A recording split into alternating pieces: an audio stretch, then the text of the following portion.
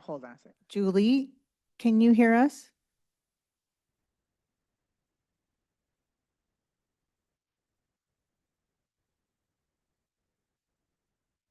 Sorry, I unmuted you. Can you hear? Yes, thank you. Okay, perfect. I'm going to leave. And Missy, can you hear us? Yes, I can. Okay, perfect. You guys feel free to chime in when we're presenting if you need to. Thank you.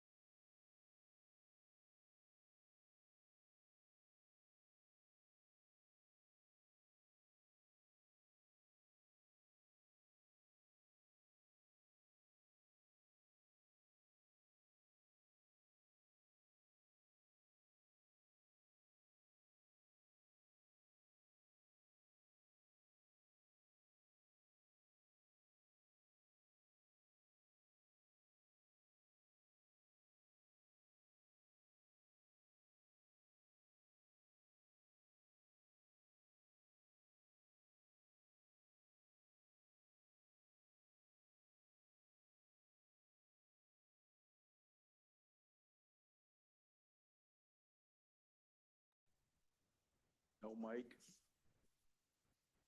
Mike is not here, no.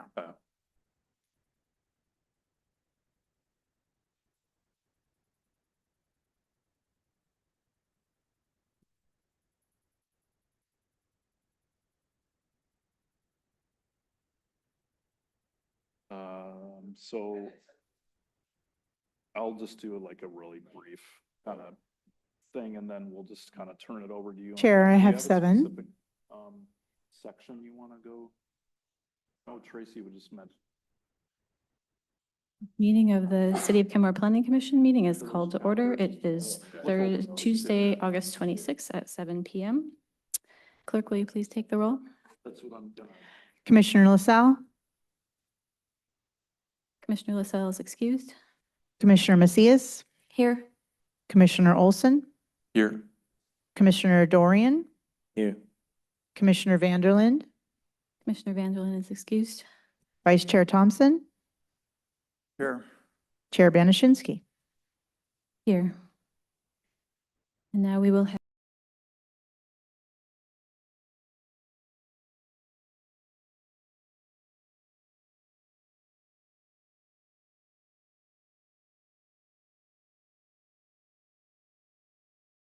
Muckleshoot and other tribes who are part of the Coast Salish peoples. We recognize and express our deepest respect for their enduring stewardship and profound relationship with this land, which they have cherished and protected since time immemorial. We honor the First Peoples, acknowledge their vibrant cultures, and commit ourselves to learning from their wisdom in our journey to promote justice, equity, and mutual understanding. We pledge to stand alongside these communities in acknowledging past injustices and working towards a future that respects and celebrates the diverse heritage of this land. Please join me in rising for the flag salute.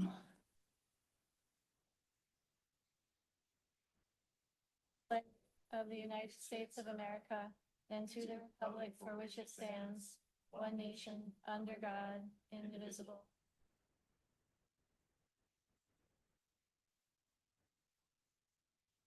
The next item on our agenda is public comment. Do we have anyone signed up for public comment tonight? We do not. All right, then we will move to the next item on our agenda, which is the consent agenda. Is there a motion to approve the consent agenda? I move that we approve the consent agenda. Okay, I'll second that. All in favor? Any Aye. opposed? Okay, the consent agenda passes unanimously. And that brings us to the draft 2025 PROS plan. All right, good evening, commissioners. I'm here tonight alone as representing staff. As you know, Debbie is on her European vacation for 2 weeks. So I'll be joining you for the next couple weeks alone. And Tom is here tonight, and I understand there's a couple of his colleagues online here to support. So this evening, as well as subsequent meetings over the next several weeks. So as I mentioned, we're going to be having obviously a meeting tonight, and next week we'll have one break, and then we'll have a couple more. Debbie will be back on the 16th and the 23rd meetings. Our goal is to have as much as we possibly can get ready completed by September 23rd for you, so that on October 7th, we have a public hearing scheduled. Right now, we're still on track to do that.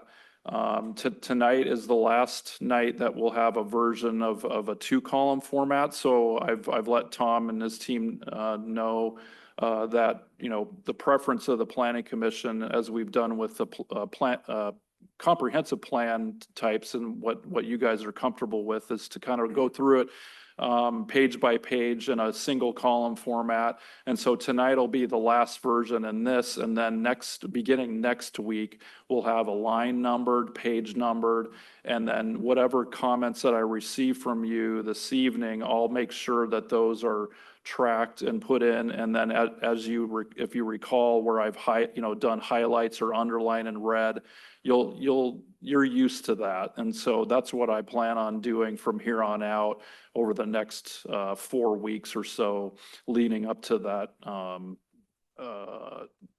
public hearing on October 7th. So I just wanted to let you know on that.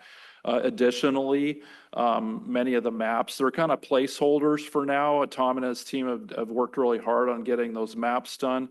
We're going to be converting some of those and combining some in-house. Amanda Larson, our GIS analyst, she did a lot of pretty much all of our maps for the comp plan. And so we're going to make those streamlined and similar to that.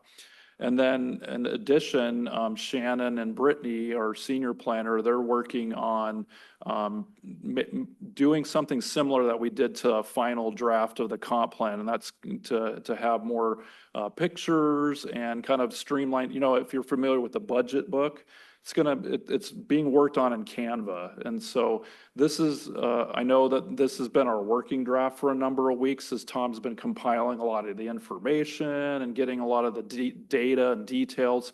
But I just wanted to kind of set your mind at ease a little bit, because I know that was a concern initially. And so what I'd really like for you to focus on primarily, and we know there's going to be some misspelling, some typos, some things like that, but really focus on the content and the purpose and, you know, the real meat of the matter, if you will. And so that's what we're really trying to do. And Tom's going to go through it as he has over the last several weeks on these, and we'll kind of dive deeper. But I just wanted to lead that conversation with those in mind, that we're going to have a document that you're a little bit more familiar with, and you'll be able to track those as we go along. So in any case, I'll hand the microphone over to Tom, and he can kind of start leading us in the discussion. And then I'll ask, you know, if the commission has any specific areas that you want to focus on. And then lastly, we know that the goals and policies are a section that you haven't gone through yet. We've noted in here that these would be done last, but if there's some things that you want to comment on before we go into those at next meetings, we're happy to do that. So anyway, I'll hand it over to Tom, and then we can kind of get into the conversation.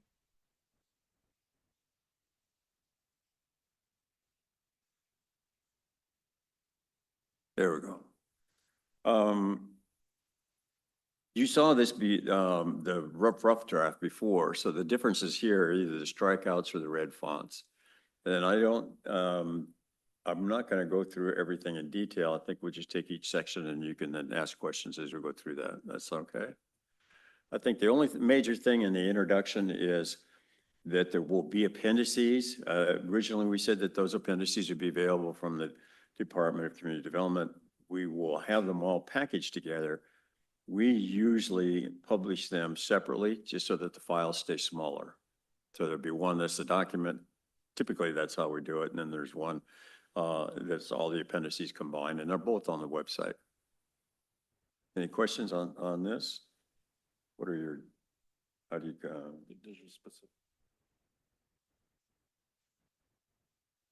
what, were there any, excuse me, were there any questions on the introduction before we move on?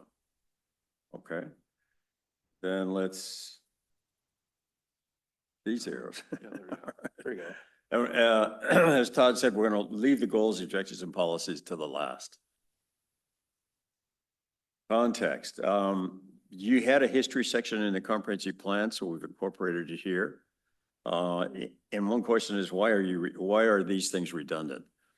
Keep in mind, when you do your comprehensive plan, that goes down to the Department of Commerce. Commerce reviews all Growth Management Act submittals. And they do give comments back, and they do have mandates that they have to meet. But pros plans go to RCO. RCO does not review them like Commerce. They accept them.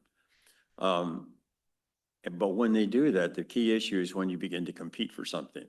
So RCO may look at all the pros plans and say, yeah, you turn something in, there's some basic things we have to have. We want to see some level of service definition. We want to see what your requirements are. We want to see your goals. We want to see that you had public participation. But that's it. They don't critique it like, say, Commerce does. They don't have the same criteria. It shows up later when you go for projects. And one of the issues, therefore, there's some redundancy between this document and your comprehensive plan, because RCO won't go look at your comprehensive plan. They just look at your pros plan. So it's important at least to define just where you are and how you came about, because some of this affects where you got your parks and what your parks are trying to achieve. So you can see that struck out a lot of the stuff that I put in initially because I used a different historical source. It's still the, we did leave in the speakeasy component. We thought that was very important.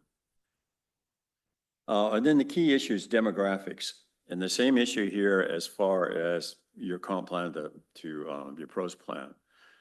Your demographics do give you a picture of what you are and how you are in comparison to others. And later on, as you can see, that this affects not only your current demographics, but what we expect your demographics to be in the future and what that does to your demands. So this is just replicating what you saw before. But I've highlighted and added some things to make it clear why that's in here and how it's going to be used. And those are the light tan. So the implications of all the demographics is we defined you right now as a suburban middle class income and above in comparison. But we're saying in the two paragraphs that we added that these characteristics influence the development of how you came about, particularly as King County was developing your parks.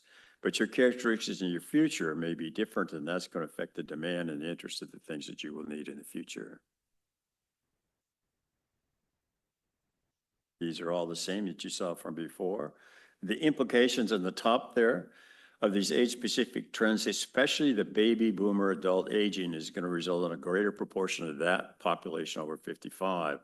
And you'll still have middle families with children, but there'll be a smaller proportion of what your population is, and that will influence your demand. Implications as we went through just for the comparisons. The first column, you remember, is the percent of the population that engages. That's based on Seattle, King County. That's the region. The next column is the number of times each of those occur. And the last column is the percent of that activity that will occur locally, either at your city park or state park or in your school grounds. And all I've done is point out in the colored boxes there where the highest amounts are.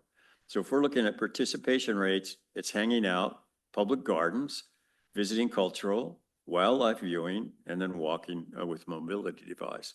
If we look at where the greatest number of times are, it's volunteering and restoration, swimming at a public pool, jogging or running on trails, jogging or running on roads, and walking with mobility devices. But if we look at where the highest percent of all that activity is going to occur within your area, the greatest one is down close to the bottom, swimming in a public pool. But most of the others are at 68 or 69% of this total volume we expect is going to occur locally. That doesn't mean it's going to occur in Kenmore. It's going to go wherever the facilities are. So it could be Bothell or Kirkland or even Shoreline. So the implications are, and we just point out the 5 most popular of each and what that does as far as what the demand is.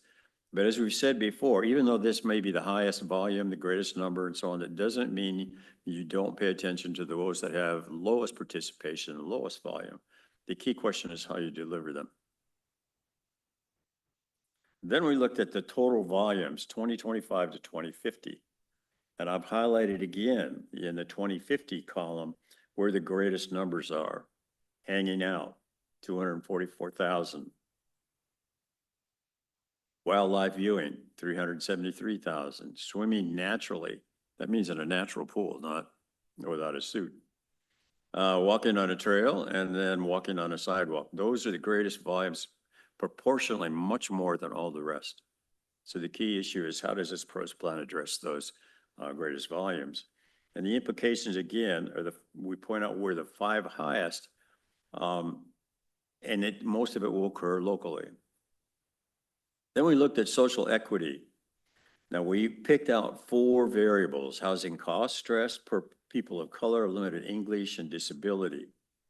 And the combined results indicate residents of Kenmore need access to parks and recreation services oriented to households that are housing stressed, people of color, that speak limited English, and with physical disabilities. But they're located primarily, if you look at these maps, which we increased so you could read them a little bit better, in the central and the central east sectors.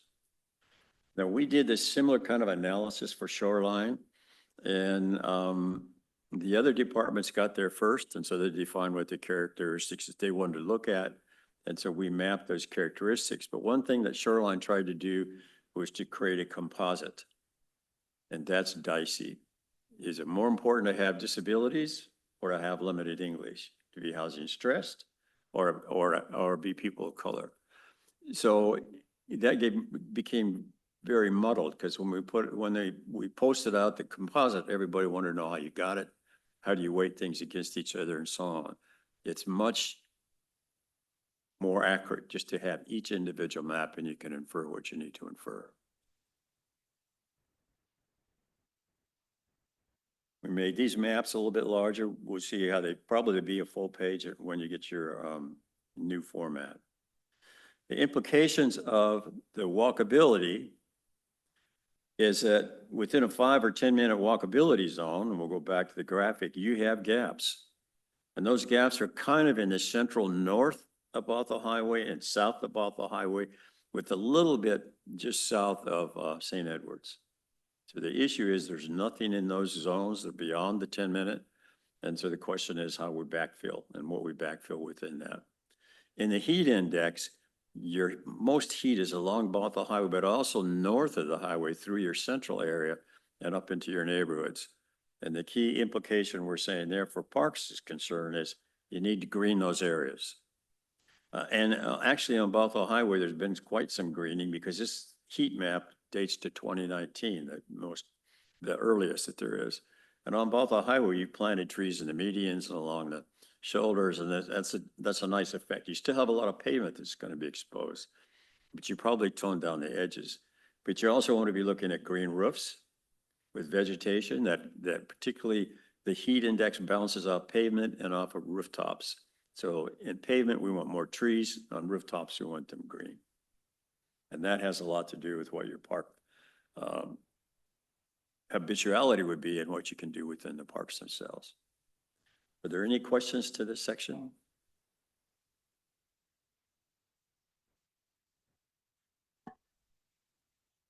I had thought it might be a good idea to give commissioners an opportunity to talk about the implications, as we haven't really seen them before, and that could be a good way to ground us for if we make it back up to the goals, policies, and objectives. So if you do have any thoughts about these things, I would love to hear them. If not, we can move on to the next section. Commissioner Dorian?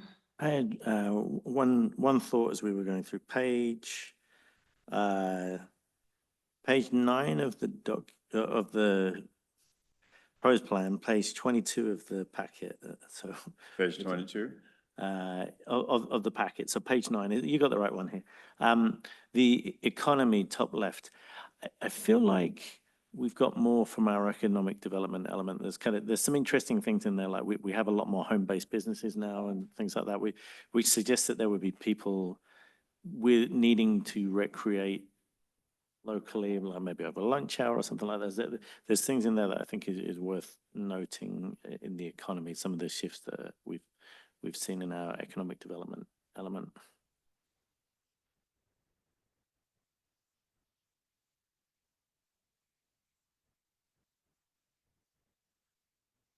I do feel like I read, it might even have been in this element, the percentage of work from home households or families we have. Am I misremembering that? I don't think that's in this. Not in this one? There, no, we only have commute to work here. We don't Oh, have. commute to work. Yeah, Well, that's where I read it. yeah. The appendix includes all these statistics, but it'd be easy enough to drop in one that does the percent that work from home and compare that. In the commute to work, it says compared with 53 to 69% higher percent that work at home. There we are, Yeah. right there. It's almost down to the bottom just before you have the travel time. Mm-hmm. And you're at 30% work from home, which is higher than most of the others. Mm-hmm. Yeah, I agree with Commissioner Dorian that information like that might be good to be pulled up into, economy, because that does give us a sense that recreation opportunities, neighborhood recreation opportunities might be particularly important. If we have people working from home, it might be nice for them to have places they can access easily during the day. Now, we don't know how they're distributed, but it's still a high percent.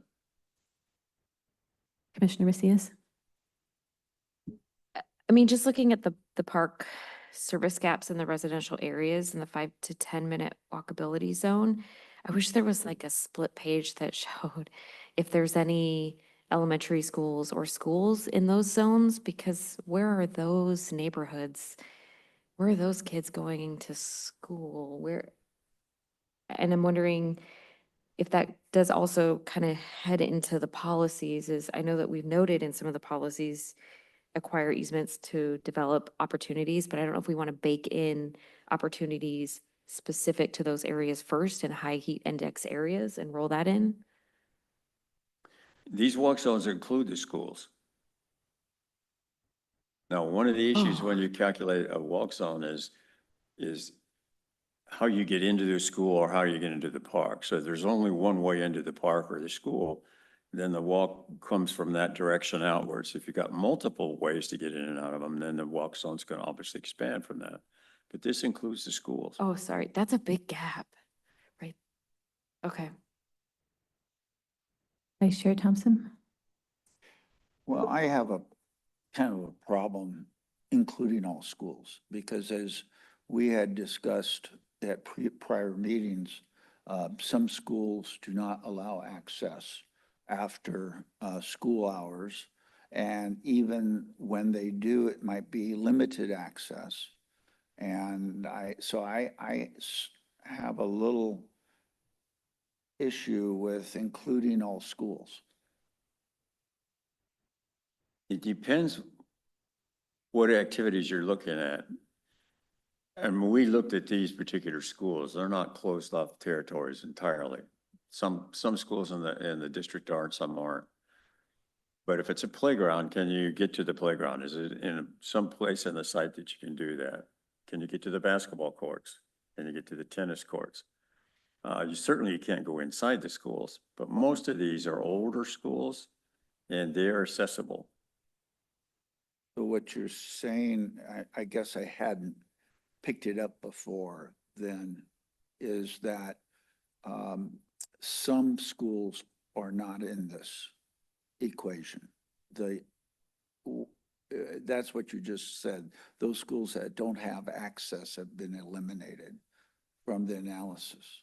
All the schools within this zone that we tracked are accessible after hours.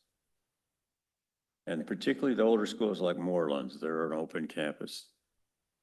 Now, some of the newer schools being built in some of the districts, I can't say for sure that includes North Shore, have restrictions on what you can get into after hours outside facilities. But these schools don't. Okay, thank you. Now, that doesn't mean that there aren't teams using them or the school isn't using them after hours and so on, but they still have facilities that you can probably get into after hours or on the weekends. I would suggest that a sentence or two outlining the answer to my question be put in. Just like we 'Cause talked about. I think that I'm not going to be the only one that's going to dream that question up. And actually, I'm not dreaming. I was trying to be realistic. Thank you.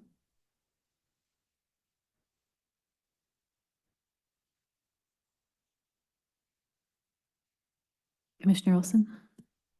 Not really a question, more two statements. First off, I'm glad that you kept the map separate. I like that. I think that's an important thing to do. Oftentimes we'll try and come up with a criteria where we, to your point, stuff too many things in a certain criteria and it kind of glosses over some of the challenges inherent to individual groups. The other thing that I'm seeing on this is I'm seeing a connectivity issue. One that I think is probably caused by the Swamp Creek area, and another that is caused by suburban development patterns and lack of green space in those areas. And I'm not sure what the solutions to either of those are. I think those are challenging problems, and I just wanted to kind of state that for the record and for other folks. You can potentially add access to some of these points, but I think particularly on the south end, additional parks, and I think even in the north end in some spots, it's clear to me, especially kind of to the northeast by 522, potentially additional parks or other types of amenities in those areas where there appears to be a bit of a gap in that region. That's much easier said than done. Words are cheap. That's it. Now, one thing about the walkability map is using software. And so the software tracks where the sidewalks are, where the signals are, where the crosswalks are, and so on. It doesn't measure quality. It doesn't measure, so you can walk across Bothell Highway and get within the 5 or 10. That doesn't mean you're going to be comfortable doing that. It just means you can do it. So we have to take it with a little bit of grain of salt. Why does the resident cross the road? Follow-up question, actually, because I hadn't considered this till you just said that. Does it account for, so it accounting for entrances and exits, which is good, does it account for delays from like pressing stopwalk or crosswalk buttons and things like that? Well, the software takes into account some of that. Awesome, okay, Yeah, okay. yeah. But as I said, it's tracking a map, it's not tracking anything else. Can you talk a little bit more, Tom, about, there's a paragraph on page 21. Is the page below the maps we were just looking at. Okay. It's the second paragraph on that page. Walkability maps generated by GIS calculate 5 to 10 minute walk distance using sidewalks, paths, trails, and roads that account for natural and man-made obstacles, resisting park, recreation, school, and other community facilities. Is that to suggest that things like our hilly terrain are somehow taken into account in the 5 to 10 minutes. There are some parts of Kenmore that are incredibly, Probably not. Probably not. It's a flat map that GIS tracks, so it Uh-huh. doesn't build in topography. okay. Yeah, that is, I have personally found something that does factor into our calculus about which park we visit, is whether or not there's a big hill between us and it. And we tend to go to the park more frequently that doesn't have the big hill in front of us. And I'm seeing some nods that that might be something that a lot of people do. So I don't know how we account for that in our thinking about where facilities are located, but it seems important. I agree with that comment. Very much so, living on the top of the hill. Do you have any insight about how we might factor that in to our decision-making? Is there any good way to do that? Well, it's just one knowledge? tool. It's like the heat index. It's just one tool. Yeah, It's not meant to be the only decision you make about where you put things and how you accommodate that. ooh, maybe we should have a map that's like a topographical map that has elevation lines. Well, the maps do, at least the ones we produced. Let's go to a map and we can take a look at it.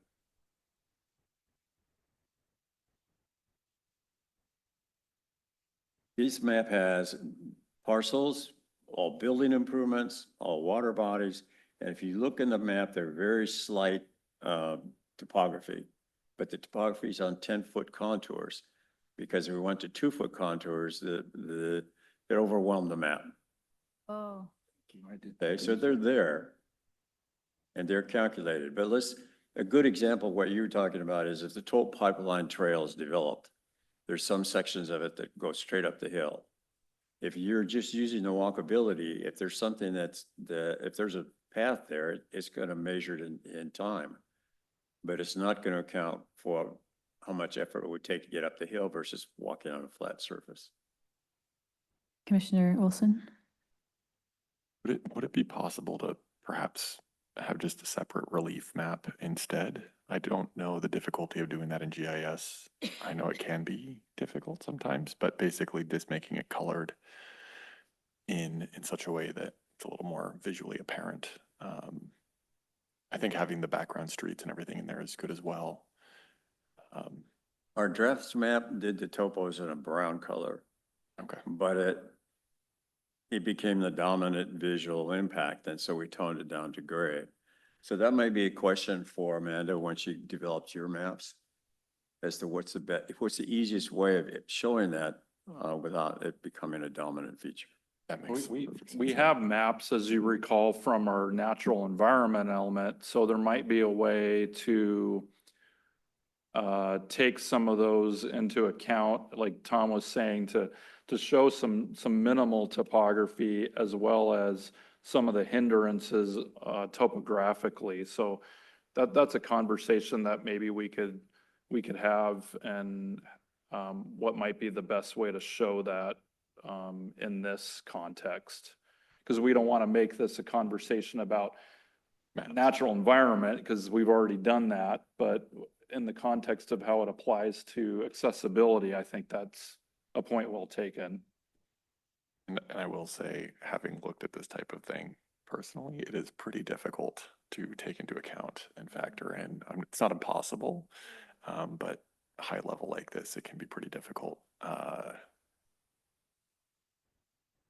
Looking at individual projects or locations or sites, I think it's easier to take it into account that way.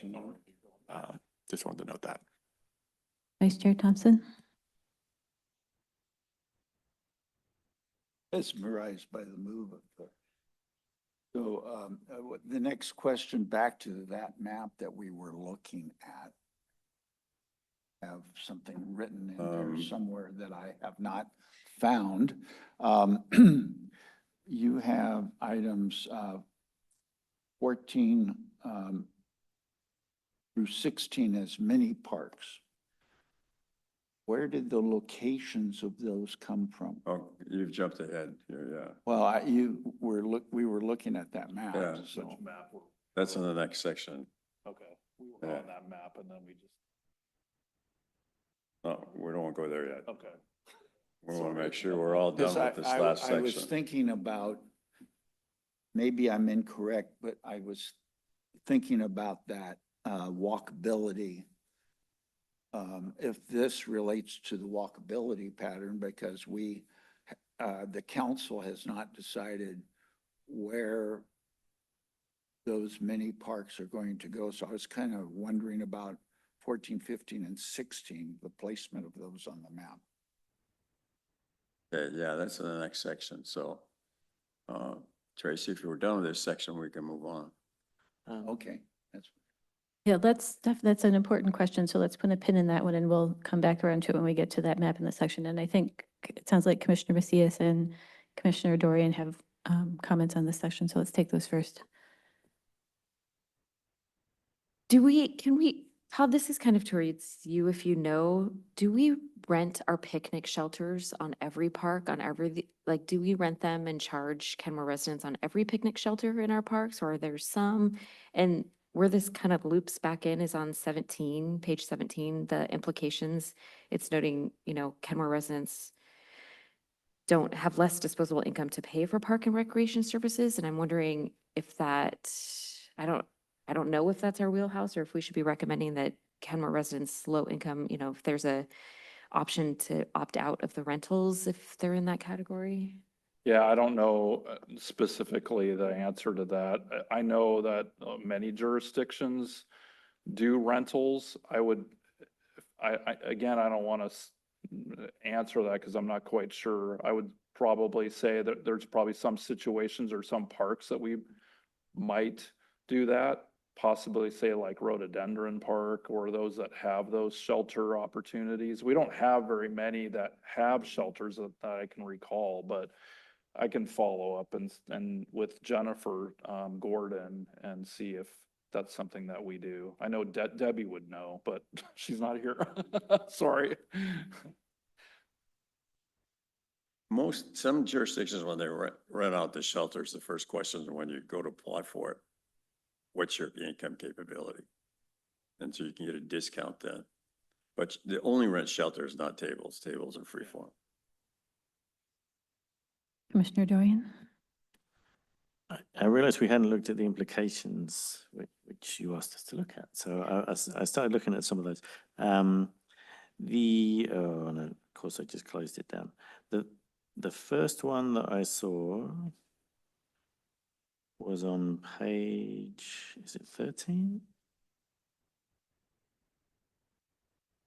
No, page 11, page 11. Page 11, okay. There we go. Mhm. I get what we're getting at there. I think it's useful if we can honor that Kenmore's not monolithic. I know we're talking about a central tendency that it's suburban middle family with children, but I think it's useful for us to know that to stress that at the same time we're aware there are different groups of people that live in Kenmore with different demographics and needs. So I get what the point of that of stating that is that there's a central tendency, but I think it's also good to recognize that there are many folks that exist outside of that central tendency. The next one, where's that? The next implication? Is page 14, I think. Yeah.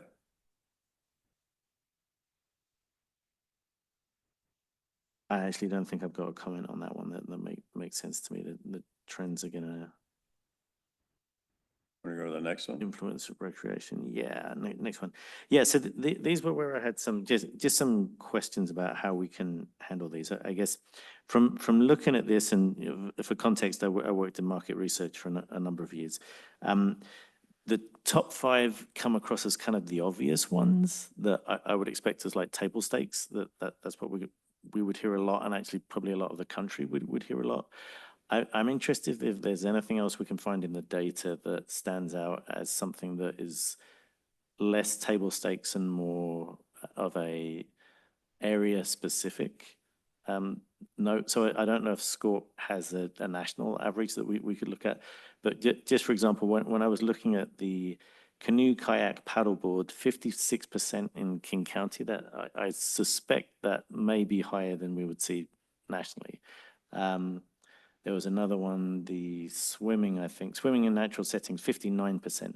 So they don't make it into the top 5, but I'm wondering if there's something that, especially as we talk about needing to enable water access, those sorts of things as data points kind of help with that. Obviously, we have to reflect that what the top 5 are and the most that we're seeing, but sometimes surveys are kind of, it's a self-perpetuating loop of people telling you the obvious things. So it's good if we can dig in and find something a bit different. I know we're going to do grammar and things like that later, but I did want to point out that I think the top code is not walking with a mobility device, but walking or using a mobility device on trails would be my suspicion. Because otherwise that seems like a very high percentage of the population to be specifically walking with a mobility device.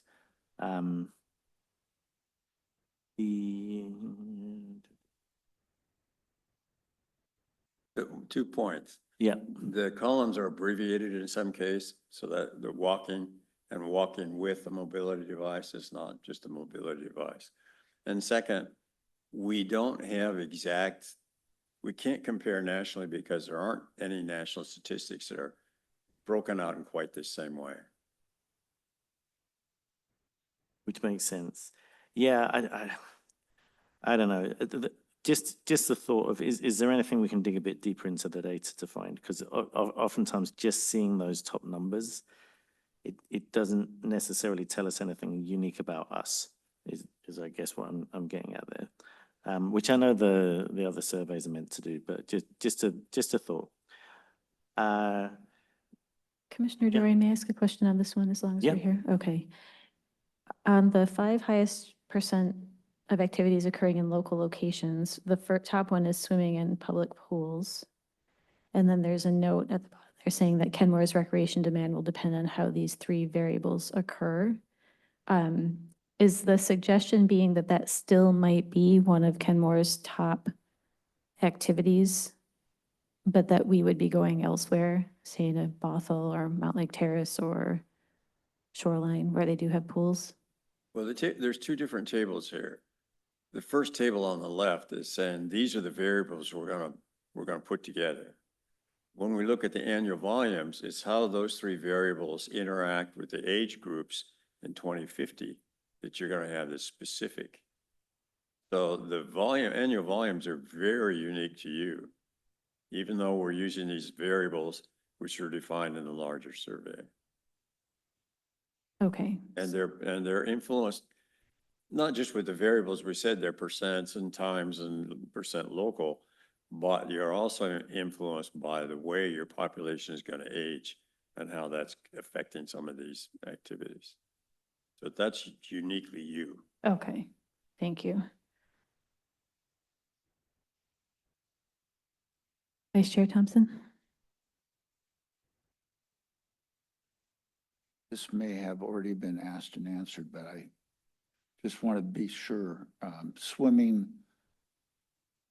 oh, it's a natural setting. That means going into the log boom water or going over to Juanita Beach or something like that. Yes. And is it discussed anywhere about in the plan about the issue of contamination of the lake? No. I mean, that obviously affects it. You can take Kirkland, they have to close their beaches different times of the year.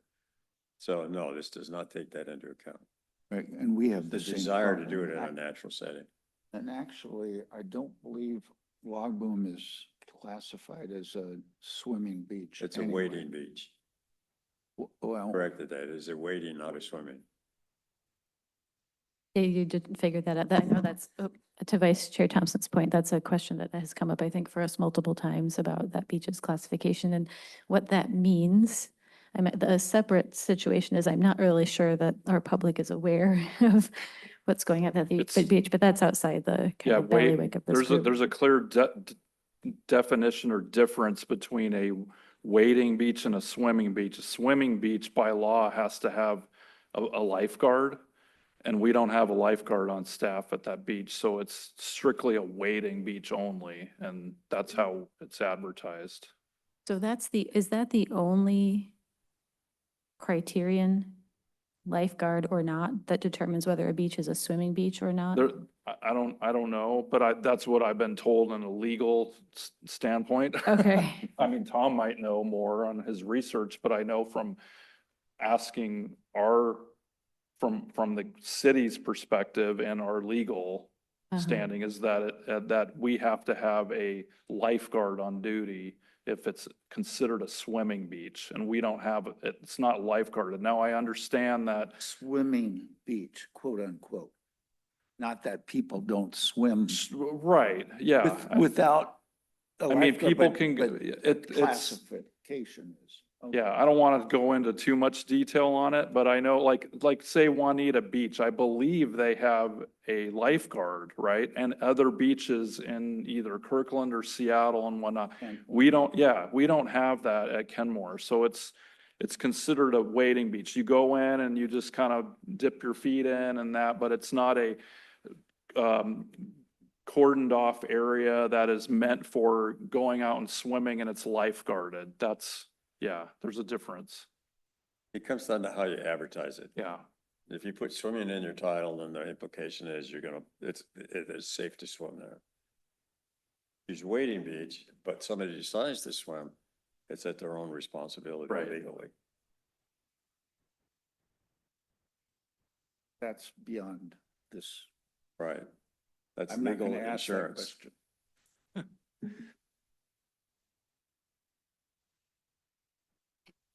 Okay. All right. I think I'm the one who interrupted the flow, Commissioner Dorian. Does anyone else have anything to say about the implications on this particular page? No? Okay, let's go on to the next one. Want to go to the next section? The next implications that are in this section. Okay. Well, the next implication? Yeah. Is that all of them? No, there's more. Next one? I think on page 2017. Here we are. Oh, yeah, I did have one here. Okay, Commissioner Dorian, go ahead. Sorry, You you did mean the very next. implicate, unless anybody else has got one. The one on the right, I mean, a similar point around the one that's the implication for the frequencies. If there's anything that kind of stands out as more interesting, that would be good to put into an implication alongside the table stakes stuff. The other thing, I'm struggling a little bit with the implication under social equity, just because I think that the tract, and it's the second bit, the residents of Northwest Kenmore are severely stressed with housing costs and have less disposable income available to pay for park and recreation services. It's because the tract is so large. That is actually where our sort of local country club, aqua club, is in that part of Kenmore. So yes, I get it because that's where the map is, but it's so broad, it's hard to make a lot of that, I guess was what I thought when I read that. Well, to your point, Commissioner Dorian, I think that portion of Kenmore has,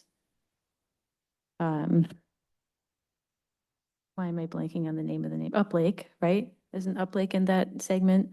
And then I also think that at least part of the summit, if not all of it, might be in that track. And those are two neighborhoods that seem to me to be perhaps higher incomed than some others. So yeah, this reminds me of when we were talking about how there's a section of Kenmore where there definitely are folks who are less resourced than others, and that's not really represented in the whole track because of the other people who live in the track. That's a very good point. Keep in mind, housing stress doesn't necessarily correlate with income. that doesn't mean it's lower income. A lot of the most stressed households on housing are upper income, high value housing. So all this characteristic says, where is the concentration of households are paying more than 30%?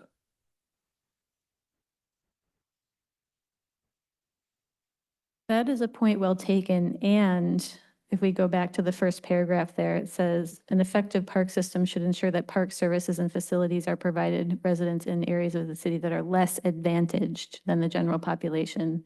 And while I'm very sympathetic to the fact that anyone can be housing burdened, I think many of us probably are, that doesn't necessarily mean that you have the same equity needs as folks who are perhaps in lower AMI levels. I don't want to lose sight of that. Commissioner Olson? Yeah, I think that's a point that's good. It's a good point to make. I would also point out that there are folks living in some of those areas, especially in the Northwest, where you have houses being rented out. I know there's several people on my street where they are not the primary owner of the house, and the house has been split up and is often rented room by room. Some of these have, I might question how legal they are, but it happens. And so there is also, I think that's also occurring, and it's worth noting. That being said, on the whole of it, I would agree that generally more affluent folks, those situations. If you want more analysis of social equity, your comp plan housing element's got a lot of that detail. This is a parks-related summarization, if you want to put it that way. But you can see why we don't like to try to create a composite, because that's very misleading. Vice Chair Thompson?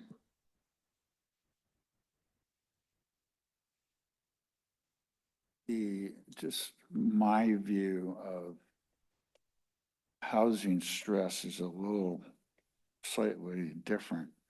And that's because if a person chooses to purchase and own a 800,000 and up home, no matter where, whether it's Seattle or Kenmore or Lake Forest Park, they've made that choice, and they must have had the income in order to qualify for, or the cash too, to qualify for, to purchase the home.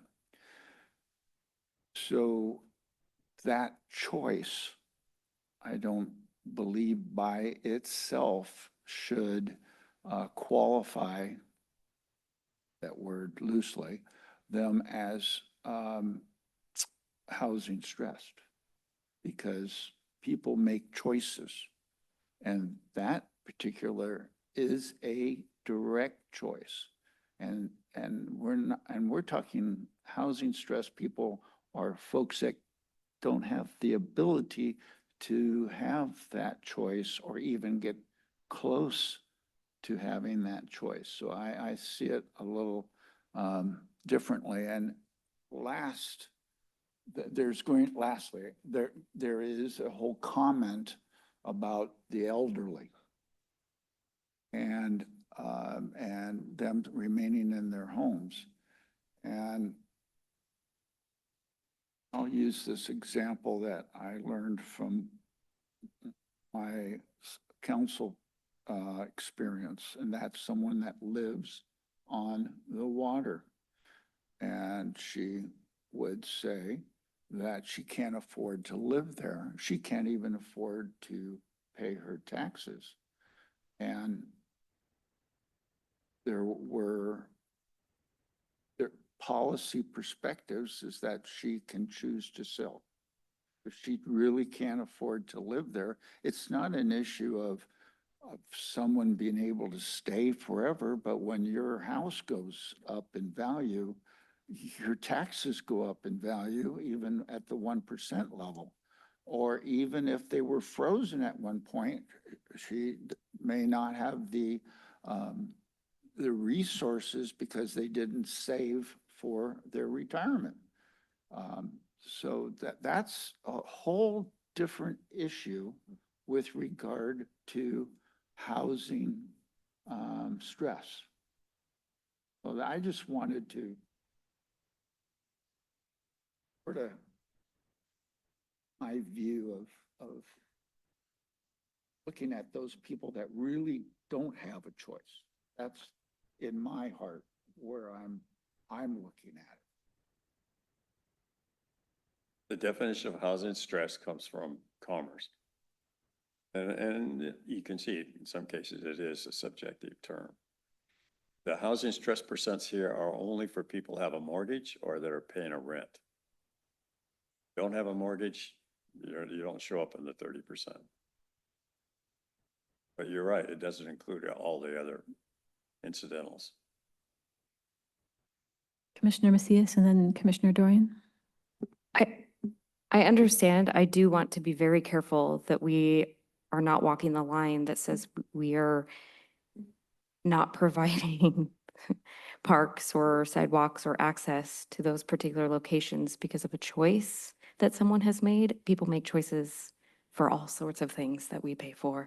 So I think that I want to make sure that we're very careful that we're not discounting that because of a choice that we don't know what's behind that decision as well. So I mean, we have to look at everybody in the city. So I just want to make sure that we're very careful about that. Commissioner Dorian. I think maybe it's just some of how we phrase the statement then, because I think, so two things. Residents of Northwest Kenmore are severely stressed with housing costs. I'm not sure that that's actually true from the data. I would say there are more residents in Northwest Kenmore are housing stressed, but I don't think 30-something% counts as severely stressed. I think that's more like 50% normally as like a severe housing stress. 30% and above is housing stressed, but I think it's that forget the word, the modifier there we go. So, severely, it feels like it's not quite accurate. And then the other bit is an assumption that means they have less disposable income. Well, to the point that's being made, if they're very wealthy already, they may be paying more of their income towards their housing costs. It doesn't mean that they've got less disposable income than other people that earn less and pay slightly less towards their housing. So I think we just want to be tight on the descriptions there. Commerce uses 30% as a cutoff, but the census data goes into 40% and 50%, and you have people paying 50%. I mean, that's out of sight, frankly. But we stuck with Commerce's definition, 30%. Which I agree with. I just don't think that's because the Commerce described that as being severely housing stressed, or is that just housing stressed? Because normally what I've heard is 30% and above means that you're in the stressed position for housing, but I don't know if that's described as being severely stressed at 30% and above. No, we're getting a bit into the weeds here, but it's important when we're making these sorts of decisions. And I will say, what I heard, Vice Chair Thompson, what I heard you saying, and you correct me if I'm wrong, is that social equity is something larger than simply whether or not somebody is housing stressed.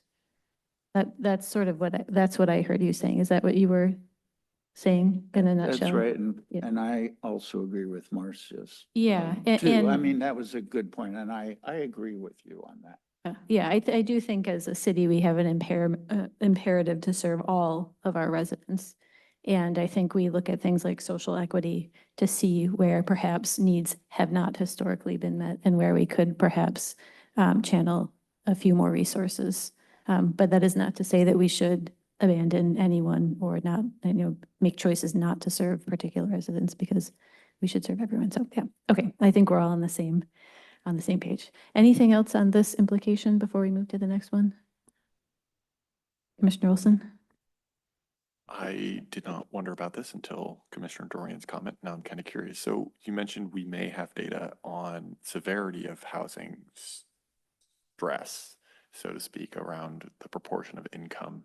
I'd be curious if the census tracts are different. I'm not sure this would be something we'd want to include. I think sticking with the commerce definition for the official document makes sense.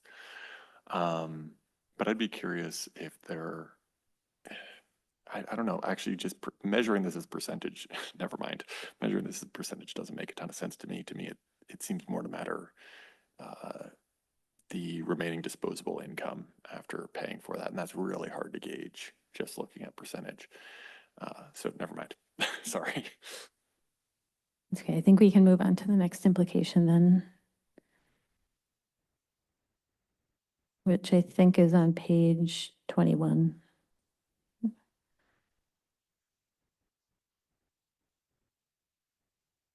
Commissioner Dorian? I didn't have anything on these. These made sense to me. The other commissioners have any thoughts on these?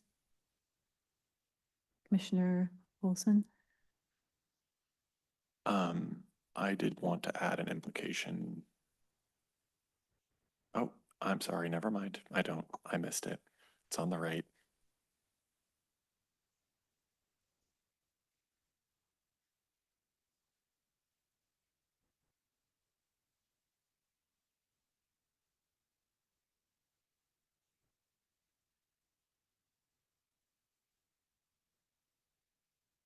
And anyone else on this page 21, either column?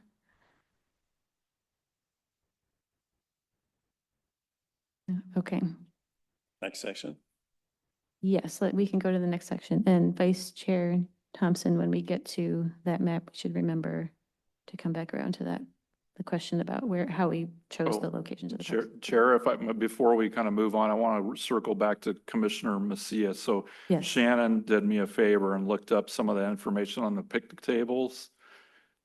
And we have policy, and we actually have information on our website too. So we do half-day and full-day increments at Rhodey, Log Boom, Taloquides, and Morelands parks for picnic shelter rentals. And there's both in and out of city rates. And there's also a discount for those who are qualified by Arch as at or below 80% median income. So that's in our policy.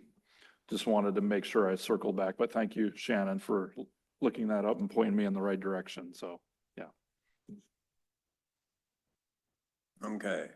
This is a placeholder. We did complete this survey. We do not have the percentages yet to fill in them, what the implications are. We narrowed this down to the major points. The full text will be in the appendix. So in the bottom right there, I think the key points are that public works departments generally maintain streetscapes, not parks, but that's not always the case. Impact fees are used, but they do not cover nearly enough in Kirkland this is their comments, for residential, Mountain Lake Terrace for residential and commercial, and in Bothell. All jurisdictions are running out of space for athletic fields. The rest, these are the common things. Seeing more community and cultural activity demands that identify need for central gathering spaces, things that are oriented around the culture of that ethnic group. St. Edwards Park hosts concerts in the park. They're paid for by Kenmore. State Parks has a space, but not the funds to clean up. Maintenance is a big issue with state parks. And that was an issue before all the budgetary cuts. Kirkland indicates a growing appetite for cultural events and growing populations. Events are very impactful on maintenance, cleanup, and so on. That's the key issue in having events.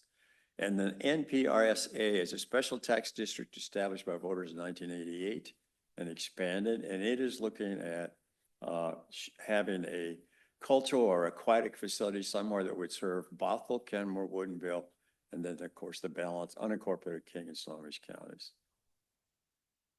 So we said before there were two independent feasibility studies. One was done on the east side of Lake Washington and one was done on the west side of Lake Washington, and both of them had problems determining how they would pay for it. And they would need a special authority. Your advantage here is you have one. And so they're looking at what they can do within their boundaries. Okay? Commissioner Macias? I had a lot of questions on this when I read this. So MPRSA, it specifically says tax district focuses on facilities for older adults. So I don't know if we can answer this tonight. I'm sorry, Todd. I would love to know currently what they are funding in Kenmore. Like currently, what is the cost to residents on MPRSA? What are they currently funding? What are we getting? Basically, what is that? And then on the pool, I know they're looking at multiple locations. I don't know how close we are at update on that. I mean, it seems like swimming is at the top of every list, whether it's natural setting or inside pool. But if we don't have the natural setting or we don't have the ability to do that, when do we need to look towards that really seriously? Because it keeps popping up. So I don't, yeah, that might have to be I know you won't have those answers tonight on MPRSA, but I mean, I think that's part of, it's a big tax district. So it's like, what do we see in our parks plan that is gaining from that? Is my question. The short answer is at your size population, even at 2050, it's not financially feasible for you to build a pool. It's not the construction cost, it's the operating cost. All the feasibility studies have been done, says you need a bigger population and you need some kind of multi-jurisdictional taxing ability to pay for the operations of it. So of the two studies that were done, we said east side and west side if you want. Supposedly they're trying to move forward and finding sites, but neither of those studies have resulted in any kind of jurisdiction that will be able to pay for it. Now, this NPRSA volunteered the fact that they're going to look at a pool. And I know that their background was to be seniors and elderlies only. So I don't know the implications of how they figure they can do a pool. But right now, that's the only game in town for you, is whether or not they can pull that off. Yeah, I mean, I agree. It has to be multi-jurisdictional. I mean, you have to partner with it, but it seems to be, it's there. It's at the top of the list every single time and it's requested every single time. Well, politically, most of those studies come up with a location and then they try to create some kind of authority to fund it. And then it falls apart because if it's not in your jurisdiction, why should you contribute? And if you try to get agreements between cities to carry it forward, those are only as good as long as the council says that that's a good deal. So they don't last long. Your advantage, I mean, if you're going to do it politically, you go out and get the money for a pool, then you would cite it. Because you're not going to be able to, unless you put it in the centroid of wherever your area is, assuming you can find a site. So the best you can say right now is you have somebody working on it, but we have no idea where they are or what kind of locations they're looking at. And we don't know if they've tested whether the public is willing to pay for it or not, even though they have the authority to do it. The best answer for that is it depends. Vice Chair Thompson?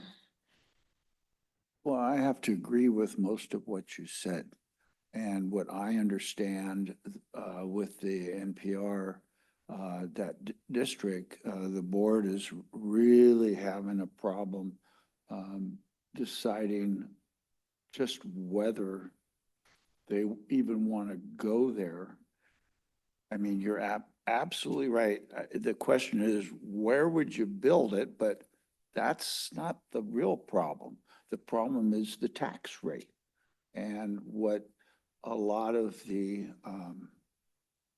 members of the public are pushing against the councils is that that's a raise in their taxes by another special purpose district. And further, there has been no plan for maintenance and operations, from what I understand from a couple people on that board, because what kind of what they said is, well, we can build it, and then when it doesn't pay for itself, who's going to be, holding the strings to, and where's it going to fall back to? And I think you said it very clearly, and they don't have an answer for that right now. I'd be surprised if they did, frankly, because it's these intergovernmental boards, especially when you're talking as a tax authority. It's just not, it's not pretty.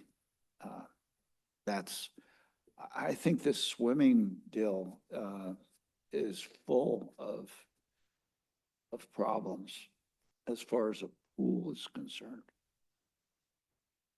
I agree with you on that. Commissioner Olson. I'll keep it somewhat brief because I think I'm kind of rehashing what the last two commissioners have said. To me, this, when I saw the city council meeting, I want to say it was about maybe, I feel like I'm misremembering now. I want to say a year ago, but that seems too far back.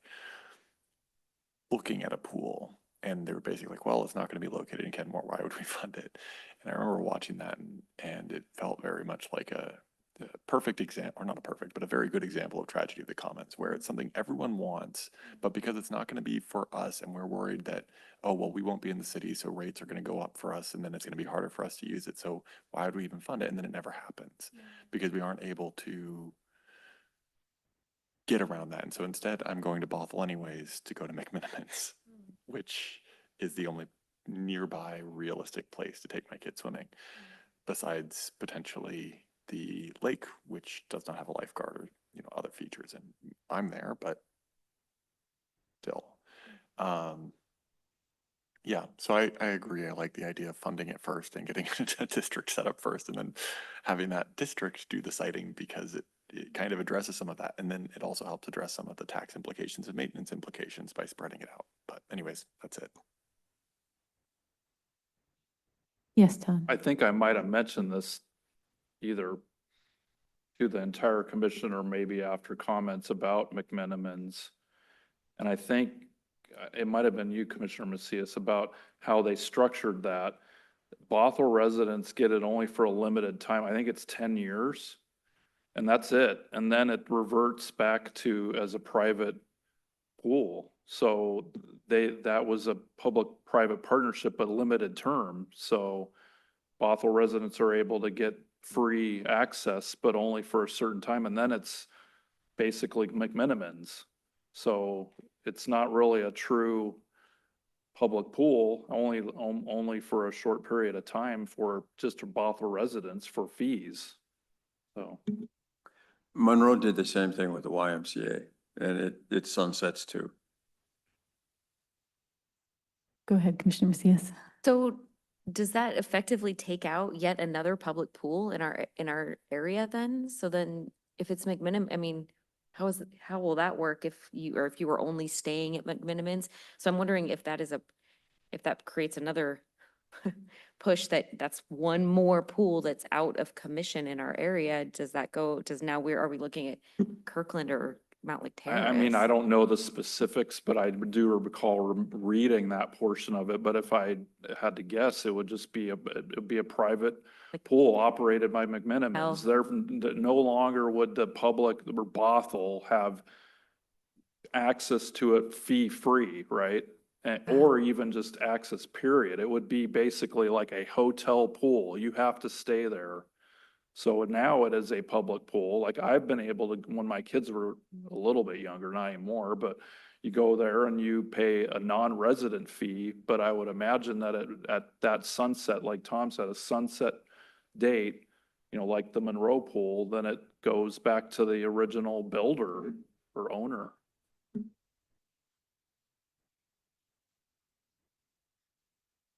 Vice Chair Thompson. Well, and that's what kind of happened with the shoreline pool, and they finally couldn't afford to keep it open.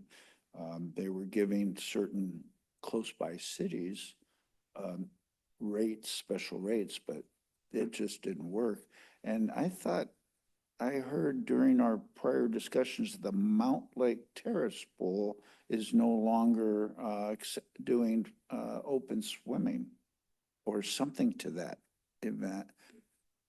I don't think that, we talked to them during the workshops. Originally, they had a very small pool and then they redeveloped it. It's got leisure elements, it's party rooms, it's a much bigger thing.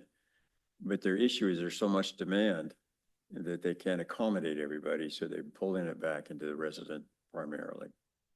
That's what. But they're, okay, thank you. that's an aged pool too, and their issue is, do they rebuild it and go in with a regional operation, or what do they do? And they haven't made that decision yet.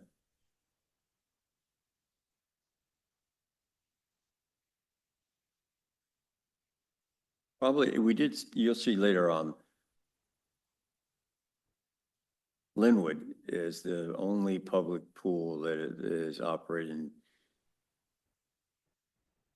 I wouldn't say successfully. It's the one that's currently open to the public.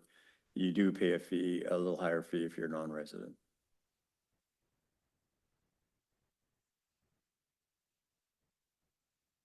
I am disappointed that we cannot solve the problem of the pool tonight. But I really sincerely am. But let's all keep thinking about it, and holding it in mind is important for our community, and move on to the next section. I guess there's general thoughts on the next page, page 28. So, general thoughts: a demand for indoor and outdoor spaces, an opportunity for collaborative shared potential. Now, this is more than just a pool. We were looking at the cultural implications. And a preferred location would be along the Burke-Gilman Trail or the waterfront. And there's an opportunity of uniting a lot of nonprofits, everything from drama to history to art. But the waterfront is not the only location. It's just that in that location, you have all the support facilities that back up what's currently being done out of the community club. You have breweries, you have restaurants. You can use the Burke-Gilman Trail as your main connection. What you lack is enough parking capacity. And one advantage of the Burke-Gilman Trail is you can extend up and down the trail and extend your parking capacities further out than just on site. Now, Missy and Julia have looked at something, and you'll see later on, have looked at what that kind of facility would involve. So we'll wait till we get to that page. Vice Chair Thompson? Now, is this where we talk about that trail that was supposed to connect park to park? Or that's something that we're going to talk about that a little later? We'll talk about that in the following pages. Okay, I'll hold. This is just coming from the workshop where we dealt with the arts history and theater people. I think this, for me, was one of my big take homes from all this information that's been compiled for us, is that we do have a real need for, not just from the interviews, but across the board, a real need for some indoor community spaces for indoor activities. All right, next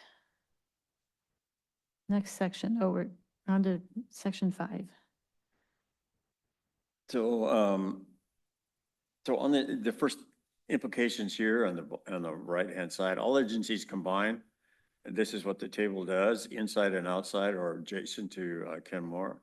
You've got a lot of facilities and a lot of acreage. Your share of that is about 13%. That's just a statement. That's not good or bad unless you look at being able to access and use a lot of these other facilities without necessarily having to provide them all. But this is where you are now.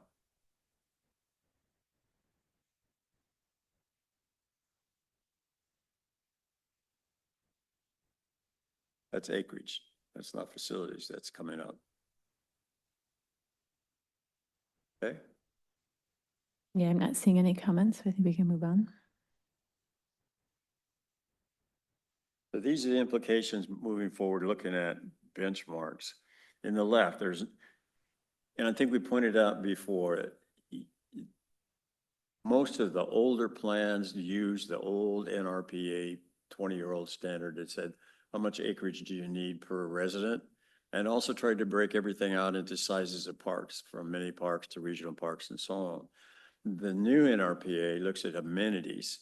Doesn't matter where they are or how they're located, just what's your amenity ratio. And then the other issue is based on what are your peers doing within your population group. So rather than trying to compare you against a national standard, it's saying, of all the agencies across the United States, what are they doing within the 20,000 to 50,000 range? Because that's a more comparable than having something that's average and big and small. But still, nothing is absolute. This is just another potential thing to think about. So on the right-hand side, if Kenmore does not acquire more parks by 2045, the ratio of residents per park will be 2,576. But with all agencies, it's 1,970. But if you look up at the table up there, that's very good. As a benchmark comparison, the benchmark would say around 2,000. You're doing less than that. So you have more land at least, okay? Down at the bottom, if Kenmore does not acquire more parklands by 2045, the ratio per thousand, now we're looking at residents, measuring it on residents per thousand, will be 4.5. For all agencies, 14.2, which is also better than the benchmarks. For miles of trail, you also have more miles of trail, and this is only within the city. We're not taking Burke-Gilman into Seattle, just Burke-Gilman within city limits. And what's in parks, meaning St. Edwards and some of the other areas, you're also, quote, better than most jurisdictions of your size. Okay. Now, then it really is into the amenities. And these are the amenities that are listed in the standards on the first left there. And we put in just yours, then everything that's in the city, then everything that's all in and near. That's just an inventory. On the right, they publish benchmarks for your size city. And we've listed everything in there that we are interested in. You see a number of times there's asterisks because they don't have a benchmark for that. Then their median, and then in the right column, how you stack up, where you have facilities. So in some respects, you're doing pretty good where you have facilities as far as what you might consider ratios. But there are things that you do not provide, and this is just your city parks, like in dog parks or community gardens, or tennis courts, or pickleball courts, or sports courts, or disc golf, running tracks, or synthetic rectangular fields, or exercise courses, pump tracks, or splash pads, and so on. And for indoor, in this particular category, you don't have any of these. That doesn't mean you have to have all of these or that you need to have everything in every category. This is just a benchmark comparison. But it does show that your existing inventory is fairly specialized rather than comprehensive. Yeah. Commissioner Olson? I have a question about the Kenmore amenities table. I see 3 columns, Kenmore, in city, and all in near. What's the Kenmore column? That's your Kenmore City Parks. Kenmore City Parks and the All in in-city. would pick up St. Edwards and Bastyr. Okay, so the in-city, And the WDFW boat launch, yes. okay, I see, okay. So the Kenmore is city-owned, public, the in-city is public and private, and the all in near is public, private, and near borders. All in would also include the schools within Kenmore, but also include what you've been seeing on the maps that are adjacent to you. Perfect, thank you. Okay, that helps clarify that. Could we potentially add like public above the Kenmore then perhaps? Oh, we can say Or City of Kenmore. City of Should Kenmore. say City of Kenmore, yeah. Okay, perfect, thank you. Okay. I have a question about the park acreage that we have. I think it was the places where it said if we don't acquire more by a certain point, we will still have more than similar jurisdictions. Is that contextualized in any way? I wonder how St. Edward State Park, for example, might somewhat skew that, given that it is such a large state-owned park that I don't know that many, I don't know, but I'm guessing that a lot of other communities our size might not have a very large owned, state-owned park in them. So can you talk to that a bit? Sure. Nothing is absolute, okay? If we just looked at your facilities and didn't include the state parks and so on, you'd look really deficient. But you're not really deficient. You have all these assets and resources around you. Now, when we throw in what's in and near, you almost are overcome with riches because it's serving a bigger population. So it's just a measurement. You gotta be careful how far you carry that measurement. Okay? It's like heat index. It's like social equity. It's like walkability. It's just one more variable for you to consider. But the most important will be what's in your mind's eye when you pull all that together. No way we can pull all that together and say, this is what you're gonna do.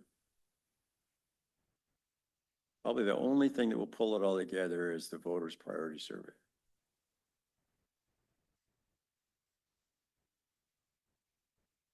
So the implications here is your amenity deficiencies will increase if the city does not develop or expand amenities as its population increases.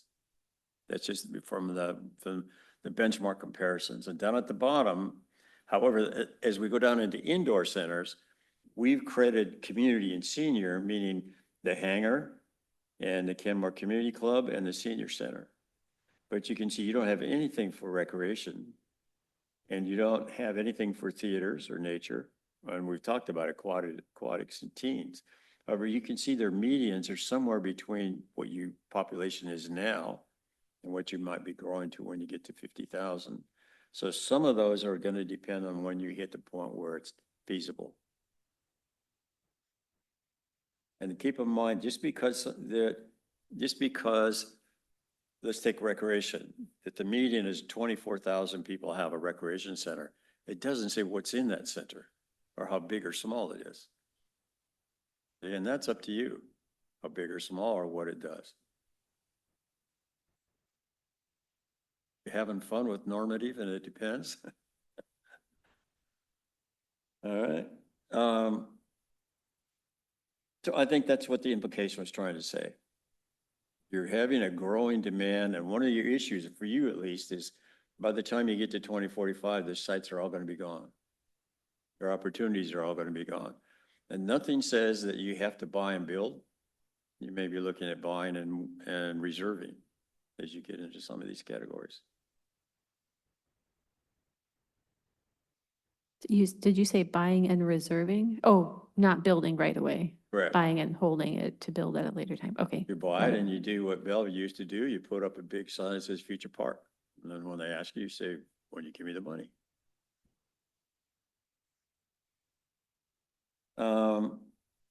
So now we're going into now some of the citywide elements. And the first thing you see, we pointed out, these are conceptual. They're subject to further study and coordination with public participants, including, and they may modify your eventual project particular. So it's not like you're laying it out in concrete. This is exactly what you're going to try to do and where it's going to be located. Okay. So this is the first map. And this is a very crude map because we tried to superimpose on this some of your natural areas, including basically your critical areas. So the green are wetlands, or in this case, it shows up as your golf course. The tan are landslides. That's where your steep ravines are and your steep slopes are. And the key issue here is we said those areas are not going to be developed. You don't have to buy them to protect them. They're already protected in your critical areas ordinance. The key issue is whether or not you have public access to them. You can either buy them outright, as you've done with Wallace and Twin Springs, or you can buy easements to them to get assets for trails that may go through them. So the point is, we don't want to be on a bind bench. This is more strategic. Question is, when and where is it important enough to buy an easement or to buy a property? But if you look at the 10, there's some really rugged areas down in the south area and down around Kenmore High School, and in the very center of the area where we said there's a gap. Okay. Shall I just breeze through them all and then we can back up? Does that be easier?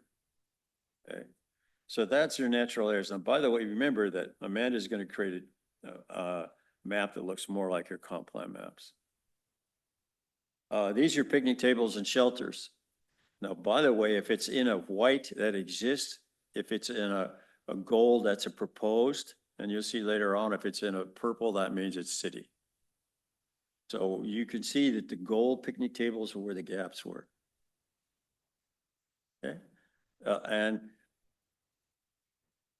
within the following caveat, they're gold in some cases where you could have them in parks that do not have them now.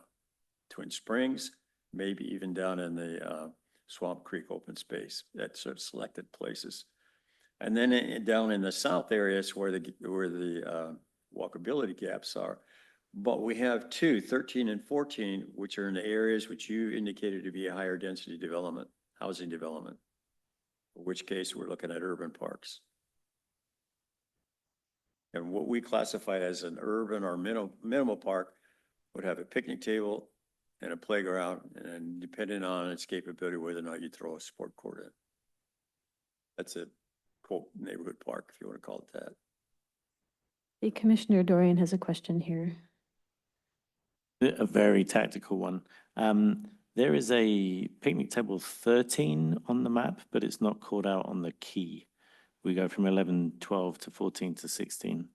I wondered if that was another mini park, if it's meant to read 13 to 16. And 13 is on the left-hand side.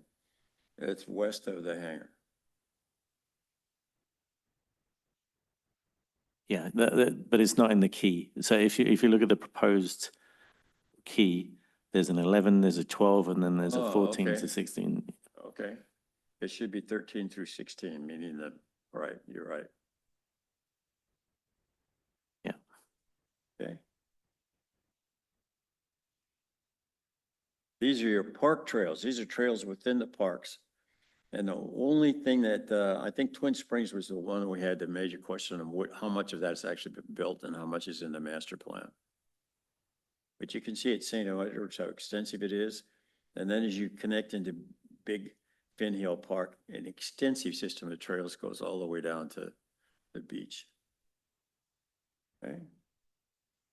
This is what we're proposing as the off-road trails. Now, it would complete the tolled. It would also build streetscape as an off-road system on 181st. And we show it going through Swamp Creek. I'll back up and talk about that in a minute. But we also show an overpass over Bothell Highway that goes down and goes around Lake Point, and then goes from Lake Point across, goes down to the Idlewood Wetlands, and also then connects into Juanita Drive and goes down to Big Finn Hill. We also show the toll doubling back through Bothell, where they're doing the Wayne Park conversion of the golf course, and from there you can get into Inglemore. So you see you're extending loops. Now Swamp Creek, we think you can go from rhododendron down and cross the river and get into, Todd's going to pronounce that for me. There you go. And then go underneath Bothell Highway and go up through Swamp Creek up and tie in most of all your parks up at the north end using that natural feature. Now, how you align that through that wetlands area would depend on where you can gain access and what's reasonable. You could jog out of Swamp Creek entirely and go over the roads and try to go around the biggest concentration of that. But at some point in time, you run the risk of defeating what you're trying to do. And now I'm going to give a little bit of a narrative. Sometimes presume that touching anything within a natural area is violating the the sacred sanctity of wildlife. Wildlife has adapted us. It's not rural wildlife or primitive wildlife or pristine wildlife. It's urban wildlife. I lived in Medina for 20 years. There was an eagle that eat his fish in the tree in front of my yard and leave the remains in my yard. And he had a nest not too far away. We had a small pond in the middle of Medina Park, and herons had rookeries in those ponds for 2 years straight. We had an otter come up from Lake Washington and live in one of the ponds. We had to relocate him because he got too friendly with the dogs and with the kids. I live in La Conner, and so does my daughter, and a black bear came through her yard to eat the apples in her orchard. I now live in Anacortes, and the raccoons have been coming up and rolling up the turf that I put down to get the grubs. They've figured us out. And in your area, you have beavers that came back. You didn't displace them, they came back. So wildlife has adapted somewhat, and we have to be somewhat realistic about that. Now, whether or not you extend any kind of boardwalks and so over your wetlands, that's been done. Look at Linwood and Scriber Creek. They have an elevated walkway all the way around Scriber Creek with viewpoints. So I think the point is we're looking at a balance between urban wildlife and urban settings. Within that, there should be some flexibility about what you can't do and what you want to do or not do. So the Swamp Creek alignment is open for debate. So is the extending, whether you extend the toll pipeline across. My opinion, it can be done. In my opinion, there's some value in doing that. And my opinion is it does not have to disrupt wildlife. So I've made my statement. Commissioner Dorian? Through the rest of them, we can back up. I think okay? Commissioner Dorian has a quick question. Sure. Yeah, just trying to understand this in the context of the water walk. So I guess there's a lot of connected trails being shown here if we can connect them all, which is great. The one thing that I'm not necessarily seeing is a trail from Logboom to the next one along, which would be that number 9, the Lake Point Trail. Is that something that seems viable, or would we use the existing book? Gilman as part of that. I'm just because we've got the goal of the water. Well, currently, we haven't looked at the goals yet, but the previous goals have a goal of the water walk from Logboom to Achwadies. Your previous plan had water walk defined, and then your current policies is water walk is defined, but it never laid it out in any descriptive sense. And I presume it would try to go from Logboom Park all the way over to what we're showing as a connection to Lake Point. Now, a lot of those properties are industrial and they'll probably redevelop, and that would give you waterfront activity. Your main impediment is going to be Kenmore Air. You could, and you currently have through a harbor marina and access along that area, which remains a private development. That's fine. We didn't lay anything out in this. You certainly can, but I think that we're showing Lake Point as being a connection to do that, and we're showing going on the south side of the Sammamish River and then jumping across and extending through Tolakadi. So I think you got everything except that one piece, and the question is whether you want to show that one piece. It's probably a good idea to show it. I would probably carry it till you get to Kenmore and then go back up to the road and go around it. So you're not trying to walk underneath some of that activity.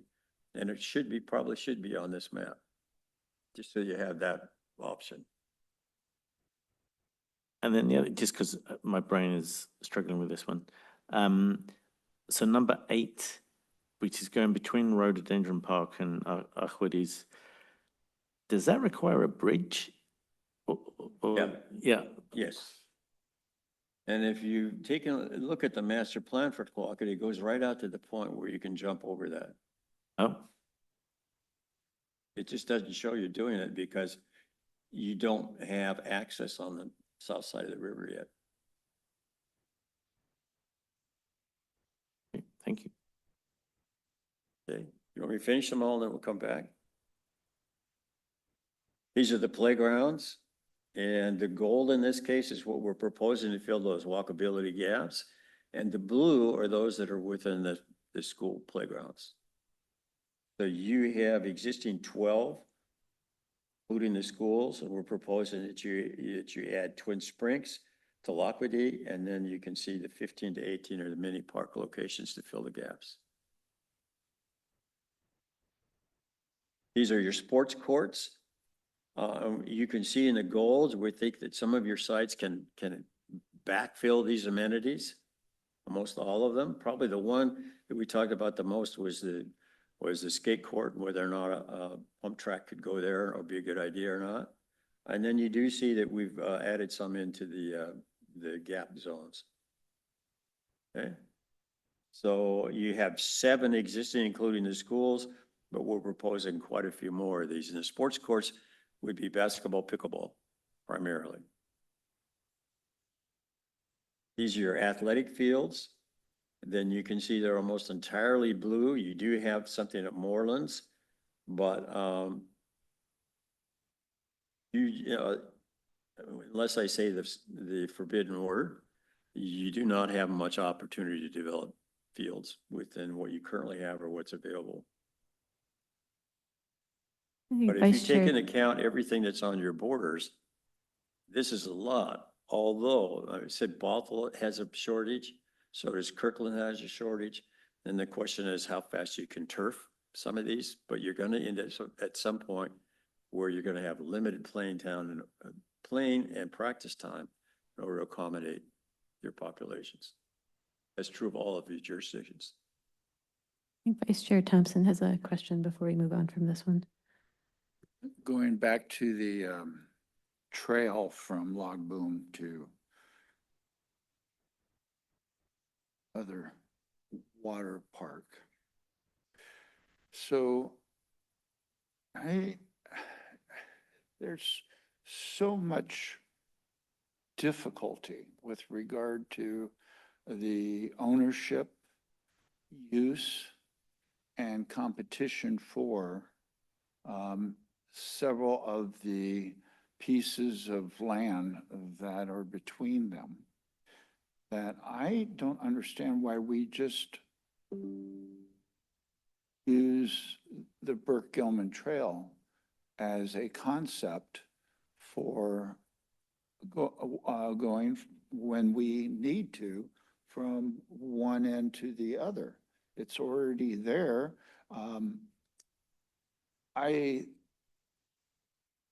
personally find the purpose of that and the cost of that going to take away from other needs of this park plan. You know, it'd sure be nice if we could, but I think we need to be realistic. And on my notes, I just feel that, well, we take advantage of the Burke-Gilman Trail and this is not going, it's just not going to happen in the concept that it was to happen. I'd be more careful than that. We're not saying you're going to build it. We're saying that as those properties develop, the developer is going to build it and make sure it's publicly accessible. You're not going to build a trail in Lake Point. Lake Point developer is going to do that. But if you haven't laid out that that's your ambition, you have no job owning potential when the developer does do that. So I do think that the water walk should be shown from Lake Boom over to where we're saying you connect to Lake Point, to wait for when those properties redevelop, that you make clear you want public access through that site.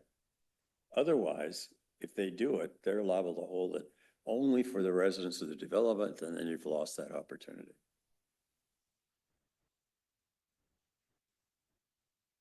Well, I think that that is a site-specific master plan issue versus going all the way down Swamp Creek. And that's, I think, a lot more difficult.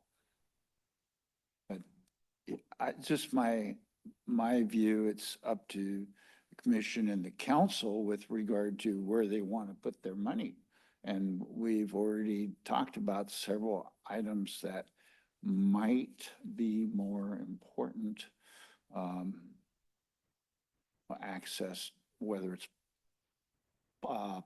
pocket parks or a couple other items that need to be worked on. So I view in my my personal citizen comments as well as others that I'm going to bring to the commission. As your consultant. Absolutely. There's a difference between your vision and your 6-year CIP. But this is your vision. And that vision can be 20 years or even further if it comes to be. What you're obligating for financials is going to be in your capital facilities program and based on what your people are willing to pay for over the next 6 years. But if you take your vision out and all of a sudden a future Lake Point shows up and it isn't in the vision statement as we have here, you've kind of given it away. You don't have the ability to go back and say, hey, we had a vision for how this property is be developed. As in Lake Point, let's talk about it. You can't bring it back afterwards when they get the property and they want to develop it. Well, in fact, may I, on that point, there are certain aspects of that very issue which we're not allowed to discuss because of situations that are developing that our attorney has said we just can't go there. But I do know a positive statement for your perspective there is that we have a grant from King County that is being looked at that's going to protect the Lake Point waterfront all the way around. Now, there's also another concept about a piece of the whole pie being a park, used as a park. But then again, who's going to pay for that? And that's sort of come up at the council level and every other level that we are. But I just want to let you know that it is public knowledge that waterfront area is under serious consideration, including funding seems to be available on that part. So I want to assure you that we aren't writing off Lake Point. We're just tied down of what we can. I understand that. So I But keep in appreciate your mind point. that if you go for future conservation, future money, or you go for RCO money, whether it's done for you or done King County on your behalf, that proposal has to be in your plan. That vision has to be in your plan. Or you're going to find you're not eligible for those grant opportunities, even when you didn't think that you could finance if you had to do it yourself. Good point. It's better in the vision to be too optimistic, but in your capital facilities program, be very realistic. Commissioner Olson. Yeah, on that point, one thing I would like to see with path number 8, thinking optimistically, future vision sort of thing, is a connection further to the east towards Northeast 170th and Simons.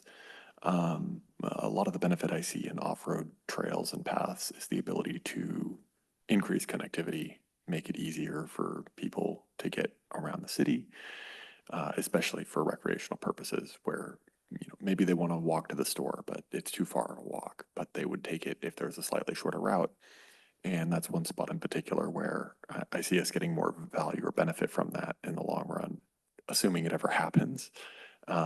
If we have some sort of connection slightly further to the east, maybe outside of the trail alignment there. I think you've done something similar, which I hadn't considered, but I love to see here, connecting up to Inglemore from Wayne. I think Golf that's a good Course, point. but yeah.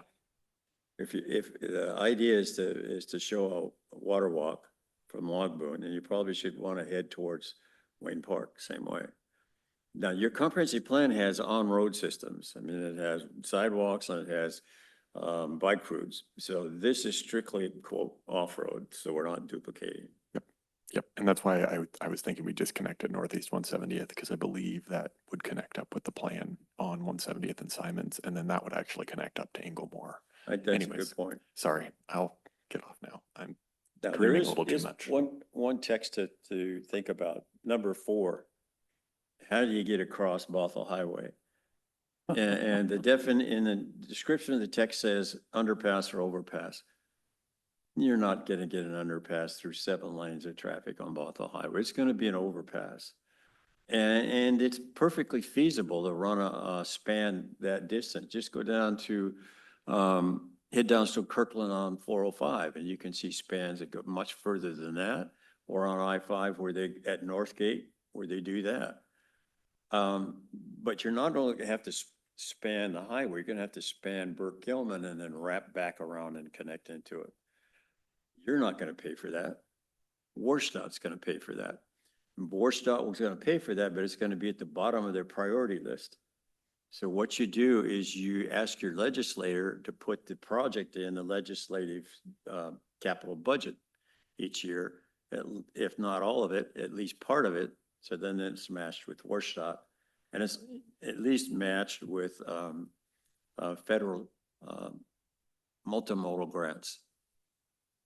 But again, it has to be in your plan first. Okay, yeah. Go ahead, Commissioner Wilson. Not to get too into this one, but also the grades in that particular area make an overpass pretty difficult, because the trail is significantly lower than the roadway. So they have to maintain roadway. Sorry, this is getting a little technical, but they've got to get a roadway clearance, and then you have to drop down. And so it makes the ramp really long. So something I would actually like to see is, I would like to see an overpass in the vision, but I would also like to see the option to look into a additional intersection at 65th as another option that we could look into as well. It would increase conflicts, but it's a lot cheaper, and I think may be more realistic as an interim. And then we keep the Ped Bridge as like a, continue to keep it as a vision. I would love to see it, but to me, the Ped Bridge is going to be more, it would be more of a regional connection potentially, right? It's going to improve through movements, not necessarily connective movements between, say, Lake Point and downtown Kenmore. The overpass,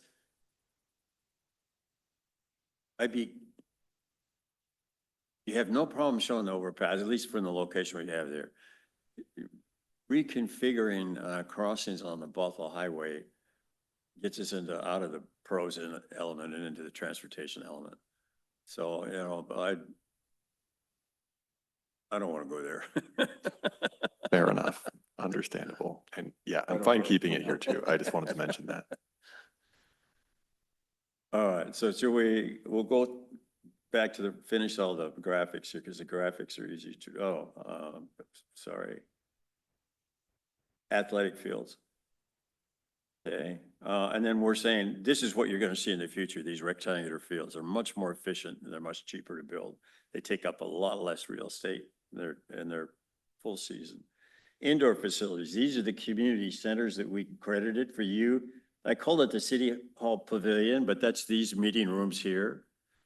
Town Square Hangar and the Kenmore Senior Center. Private is the Kenmore Community Club. The schools are the classrooms primarily in the elementary schools. You don't have auditoriums in them per se. So you can see you've got most of what you're looking at outside of your facilities are schools, and they're going to be primarily classroom access.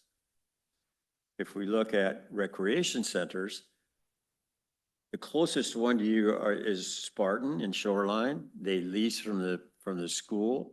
The school is going to sell that property, and Shoreline is in a bad situation to try to figure out how to replicate that.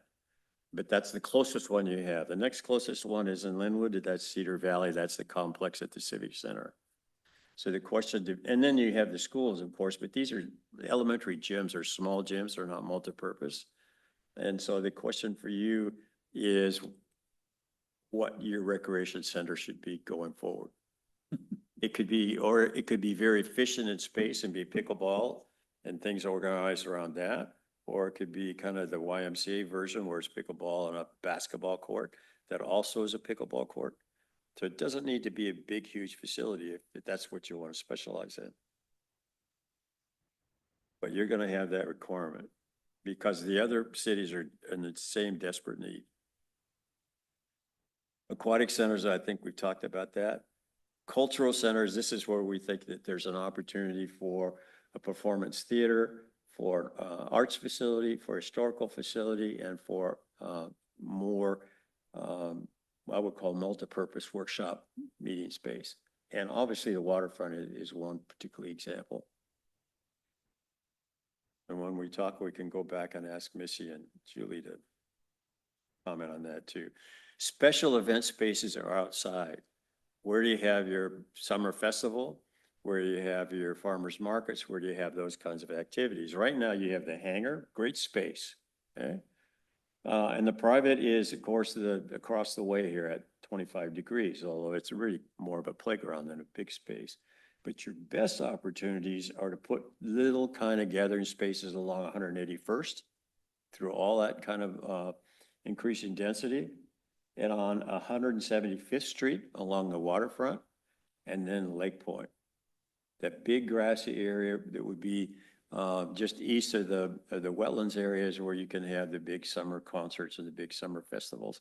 But it would probably be green space, not overly built with facilities.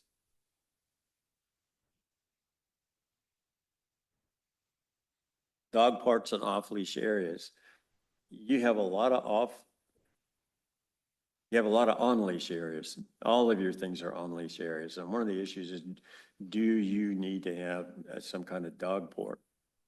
And Bothell very clearly said they want one, and they wondered if you would be interested in joint venturing. A typical dog park takes about 2 acres and is divided into big dogs and small dogs with some amenities for the people that are there. They're fenced. Probably the best one I've seen recently is in Burlington. It's fenced. Inside is all grass areas, mounds, and all kinds of obstacles for the dogs to do. It's got shelters, it's got restrooms, it's got everything else.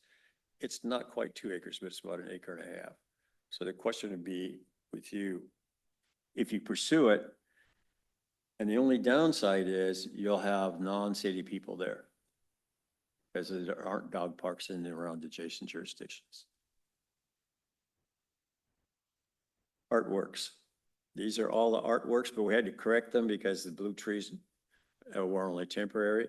And the question is to incorporate more and more of this outdoor art into a lot of your public spaces. And the policy issue for you is, do they become permanent or do they become temporary? If they become permanent, they kind of wear out their welcome after a while. Everybody's kind of tired of looking at them. If they're temporary, then what Wenatchee did is the artist put them up for a period of years and they were for sale. And at the end of that period of years, then they were sold and replaced with new artwork. And the advantage to that is then you don't have to buy anything. And landmarks, this is your historical. You actually have a lot more historical potential than what this shows, but they tend to be residential. They tend to be in your older neighborhoods. But some of these are located where your trails are, and it'd be very easy to have historical walks incorporated in your trails. Yeah, that's the last graphic. The only thing that Missy or Julie, did you want to add anything about the cultural concept? Only Julie? thing maybe to consider is that the groups that we talked about currently don't have any physical space. They rent, they operate out of their homes or space that they're not paying for, and the only thing they really pay for is some storage. So there's not a lot of offset to a new facility. The revenue that would be generated by the performances would have to cover some of those operating expenses. So it'd have to be very strategic in how you set it up to make sure that it could, operate and have a fund balance. We're not, there are grants for construction. Building for the Arts is a state grant. For Culture is a state grant, but I think Julie and Missy would agree that it's the operational costs, the maintenance costs. And so you would need to be able to rent it out, to generate some kind of revenue, and you need performances that also generate that kind of revenue. Commissioner Olson? Are there any, oh gosh, are there any restrictions on those grants as far as using those spaces for joint purpose? I'm thinking like a resiliency center or an emergency center or something along those lines. Where you plan out events, but you also have it as No, alternative space. Okay. no. Yeah, I think that's And for encouraged. grants, Mhm. the only- Yeah, I was gonna say they welcome collaboration. Mhm. I think the only issue if you want for, say, a Building for the Arts grants is to be very specific about how different parts of the building are segmented and financed. Yeah, no, collaborative thing would be great. And if that was part of your creative district, then you could tie all that in together. So this was the last map. So is this the end of this kind of section? Yeah, okay. Yeah. I propose that we take a short break, and come back at maybe 9:05. And then I would like to go back up through the maps because I think some commissioners have had comments that they've held, so we can get all the way through. So if we could take a break and then come back and maybe start at the landmarks map and go back up and talk about each one in more depth. Is that okay with everyone? Okay, let's do that. We'll come back at 9:05.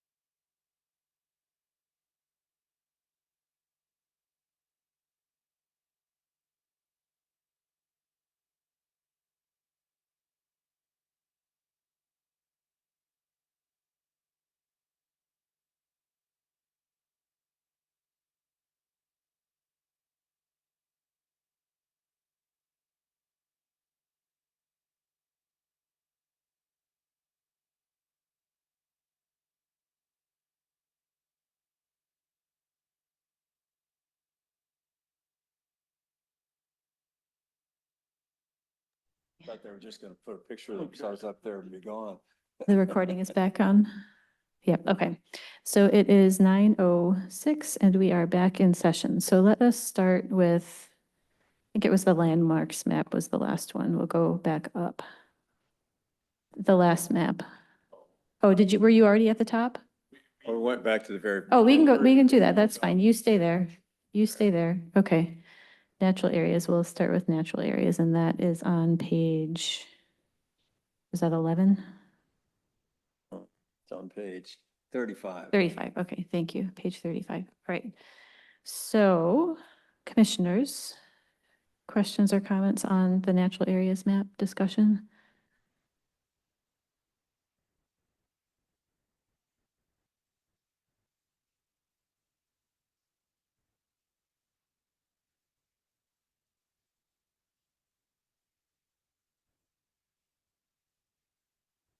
Oh, no, you're. But, this map will look different when Amanda creates it because it'll have the exact boundaries of the critical areas. This is pretty, a little loose, yeah.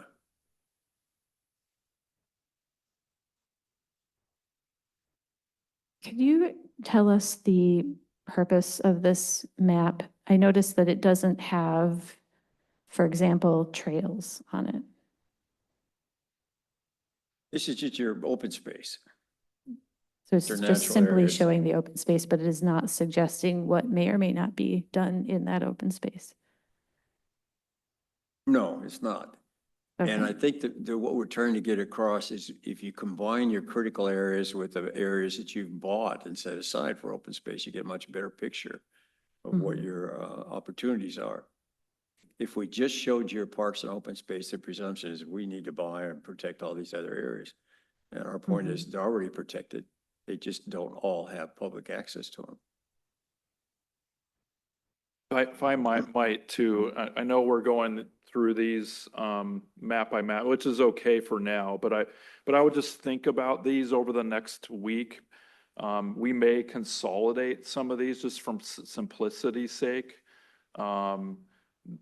As I mentioned at the beginning of the meeting tonight, Tom wanted to go through these one by one with you, just so you understand the concepts and what's being transmitted in terms of information. But we may be doing some combos of these, whatever makes the most sense. So think it's okay to ask if you have them now, but if you don't, that's okay. We'll go back over these. And then as I get maps from Amanda and as we get closer to the final product, then I would suggest, if you want to fine tune those, we'll have that opportunity, but take a closer look at them and just let us know what you think. And this, I know there's a lot of maps here, so we just wanted to parse them out. Yeah, I guess I asked that question because I think some of the environmental concerns might come up in later maps where there are showing proposed trails or things like putting a pickleball court in Wallace Swamp Creek Park, just for example. But that, I think we can address those things as we get to other maps. That's okay.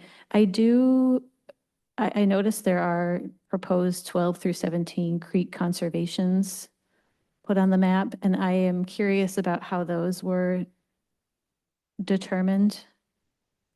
Well, 12 to 17 are the critical areas, basically.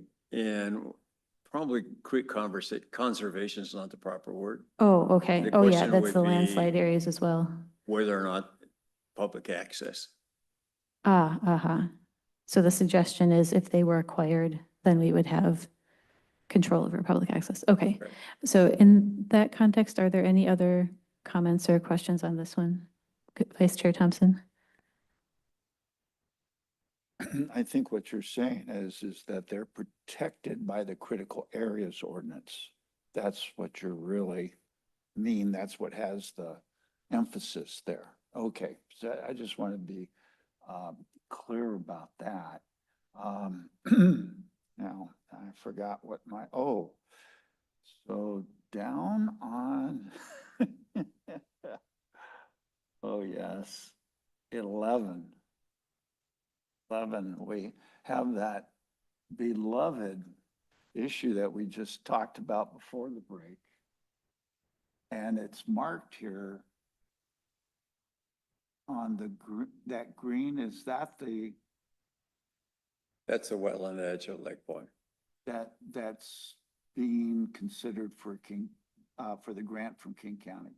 Correct. Okay, I just wanted to make sure that's what that represents. Okay, I appreciate, Now, that's what Conservation Futures grant is for, but I think your park would be a little east of that. yes, well, you're right. That's why it was just a little bit, and I figured that might be what we're talking about here. I Here it's completely just- understand. People have been talking about making Lake Point a park forever. And personally, I've always asked them, so who's going to pay for that? To purchase because that's expensive land and there's a huge environmental issue, but I'm not supposed to say anything more, so. Well, the grant was to buy basically the wetlands. Right, right. And here, we're just showing the wetlands. When we talked about the gathering places, we showed the park. But that wetlands has to have a buffer around it too. And the buffer they can't develop on anyway. And so the buffer area is, quote, the opportunity for the gathering space.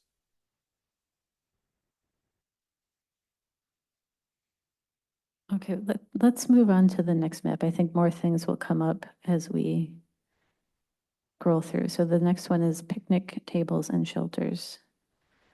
Commissioners, any questions or comments on this one? Commissioner Macias? Should we or would we think about if we're doing picnic tables or picnic shelters, how do we roll in public restrooms into these parks? Good question. I don't see them noted anywhere. That's right. We did a plan once and one of these maps was restrooms. And where the permanent ones versus where the temporary ones were. And that got too specific. Because one of the challenges for any maintenance, not just a maintenance crew, but also just for your capital facilities program is when do you decide do you need permanent versus a temporary Santa can? So we thought it'd be best not to go that far. That's in the infrastructure. And that's when you do the master plan and determine whether that's feasible or not. Now, it used to be very expensive to build a permanent restroom when you did stick built. Now you can get them prefab and and they just basically come in and set it right down on the foundation. And the most efficient ones are unisex. Don't do the gang ones. And the unisex are much easier to secure.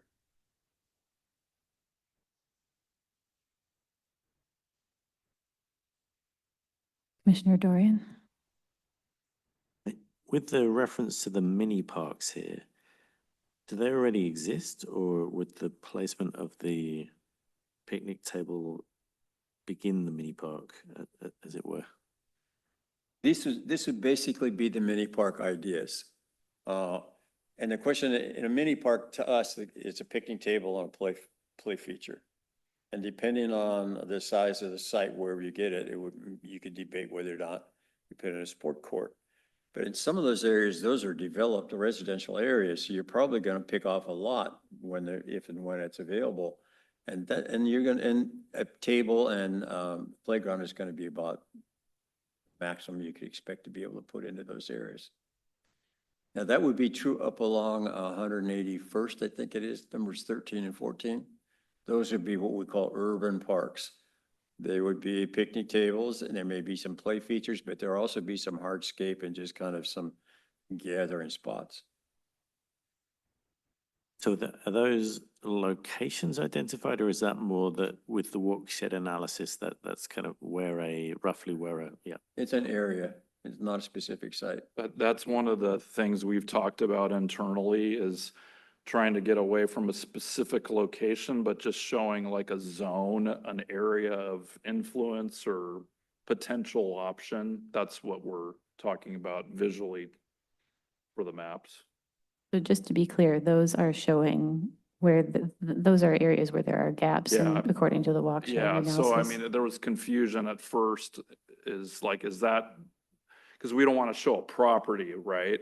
And we don't want somebody to look at the map and say, hey, why is my house being shown with a picnic table or a restroom, right? Well, that draws Yeah. red flags for people, so we want to be able to show zones, right? Yes. So that's one thing we'll clarify. For some of the maps and some of the plans, we've had underlays and overlays. So in some cases, there'd be the walkability, and then you'd be able to see how these place out on the walkability. And then sometimes you wouldn't have the detailed base map underneath, you just have the walkability and where the gaps are. Sometimes we've tried to use the social equities, but then you have to do a composite, and that got very, very misleading. If I might, just as an example, and it's inspiration, right? We're not, it doesn't mean that we're gonna be doing exactly, but because Tom worked on Shoreline's an example, right? Is for inspiration of ideas and thoughts. So if you want to take a look at that, because that's one recent, and two, Tom's worked on it, is some ideas that we have that we might be able to borrow or use that could be done with either maps or style. Now with Shoreline, we started with this version, but then ended up with a GIS refinement, and that's probably what you're gonna see. I guess the other thing that's interesting here, so a picnic table kind of conjures an image in the mind, but I'm looking at some of these, and it's not necessarily what you would imagine as a picnic table. Like the city hall and the skate court, they have places you could sit down and eat, but it's not a traditional pit. So I think that's kind of interesting. It is, can we have, I don't know how to describe this, but more creative locations like that. Well, we looked for an icon for hanging out, and we couldn't find. Yeah. Vice Chair Thompson.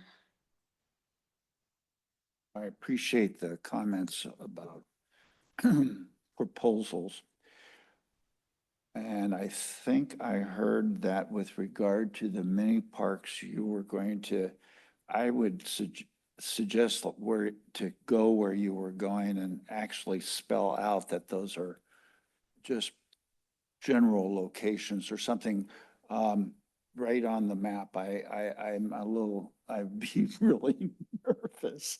No, I've ran into that, not here, but in other areas. The minute that you start picking locations is when property owners start waving the flag like, hey, wait a minute, why are you telling me that my property is gonna be suddenly, is it gonna be bought? Is it gonna be redeveloped? No. I mean, that's the same with zoning too, right? I mean, it's very sensitive. So we want to make sure that there's clear definition or clarity on the map that this is what we mean.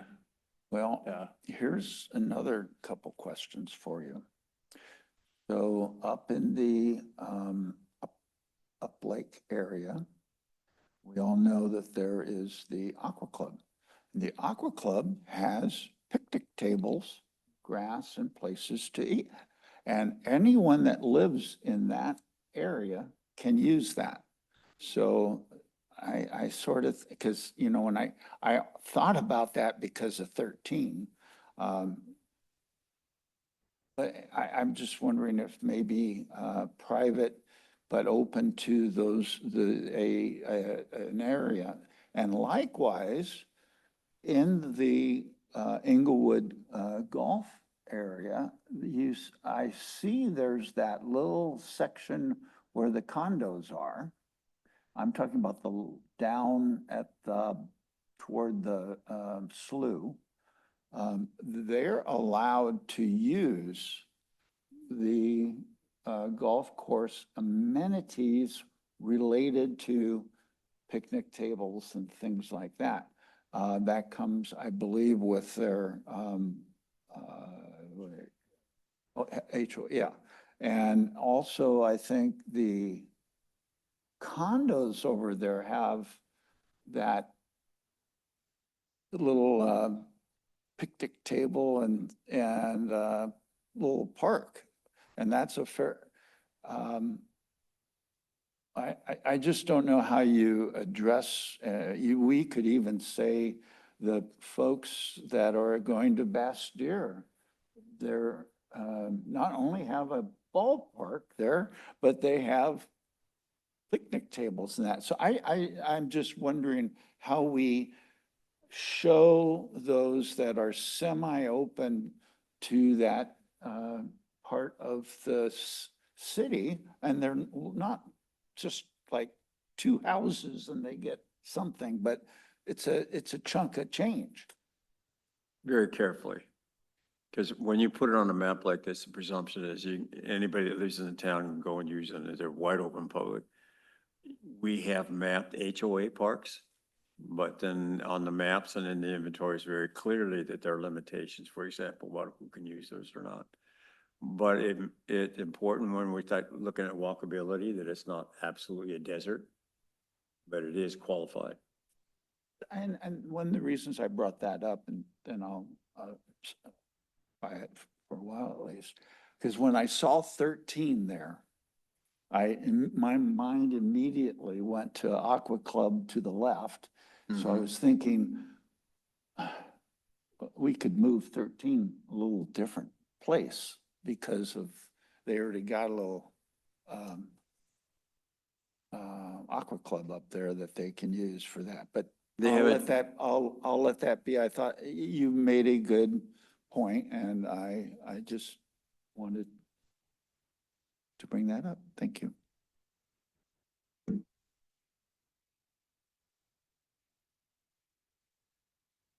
All right, I have a question about proposed 12 Swamp Creek wetland.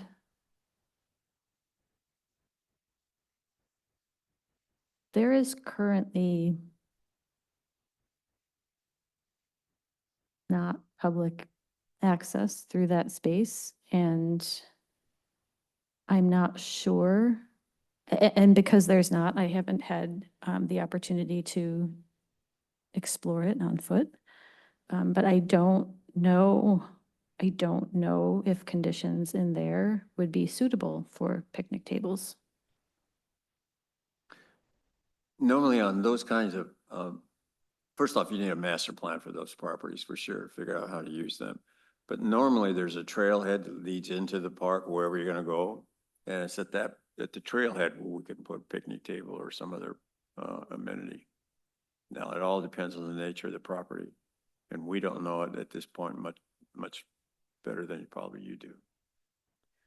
Yes, I know that properties in that area, as they come up for sale, are voluntarily being sold to the city, not to build a huge park, but because those properties flood frequently on a yearly basis. They are not suitable places for homes. They are in a floodplain in a wetland. And that leads me to believe that we may want to be very careful about thinking about what is suitable for those locations. And I am not at this point convinced that a picnic table would be, without doing more study and analysis of what is going on there with the land. I do feel, I hear you, what you said earlier about wildlife, and I would kind of push back on that a little bit. I feel like there are things that wildlife needs that we do not provide when we mold the environment to be for our own purposes. We know that because, for example, I will just tell you, I know you gave a lot of anecdotal stories. Salmon, for example, are not doing well in the Pacific Northwest. They have habitat needs that are not being met, and to their detriment and to ours. And so I just do think that we need to be very careful about what the land is telling us it needs and how we respond to that, and not put things in places simply because we want them there, but because they are a good fit with what the land is telling us it needs. So I feel a bit hesitant about getting behind the idea to propose a picnic table in that particular place without being very careful about studying it first. So I will just say that, and I'm happy to hear from other commissioners as well.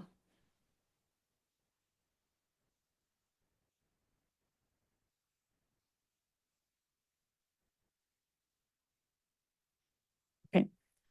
I think we can move on.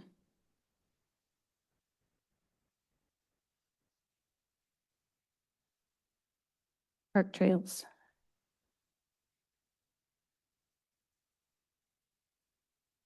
Any questions or comments on this one?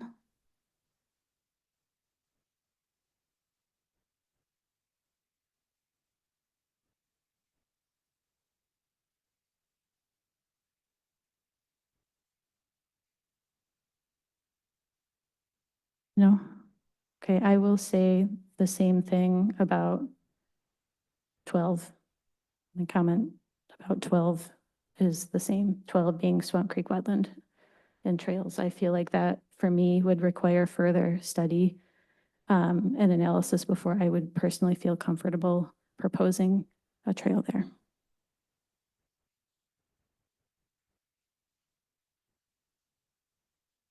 Vice Chair Thompson? How does the chair feel about Wallace?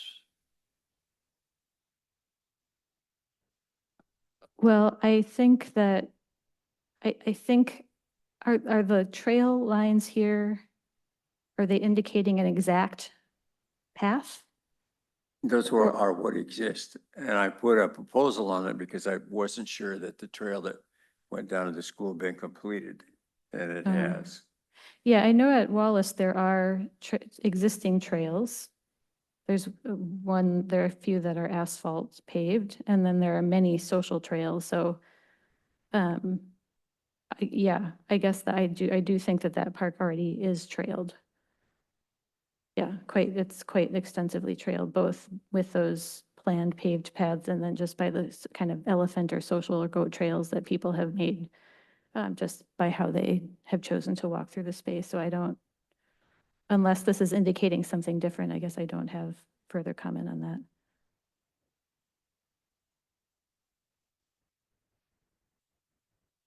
Anyone else have any comments on park trails? Commissioner Macias? I'm just wondering, since number 12 is more environmentally critical, would it make sense to have a part of a policy or a part of a statement in our policy that anything, update master plan to also include environmental impact, or also to consider environmental impact? Would that make sense to have something in there, or? I mean, that's sort of I don't want to say a given, Mm. but I mean, and any type of trail that's within, especially this being a flood Yeah. way or flooded area, that we would be required to do that.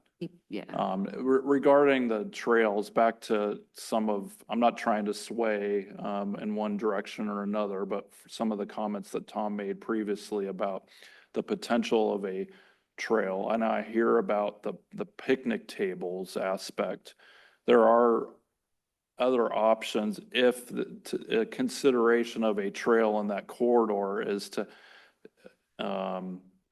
put it elevated, right? So think of like North Creek Trail or other area ones that have been constructed, albeit that some of those are now older and aged, and there's probably new methodology behind it. Tracy, you'd probably know much better than I on how that's appropriate, but I'm just thinking of there, if that was an option to keep on the table as a vision, it's not saying that it's a done deal, but there's one thing about having picnic tables, which are a placement of something that's going to be on the ground versus like an elevated thing for pass-through and enjoyment. That's all I want to say on that. I'm not trying to push you in one way or the other, but I hear all sides, so.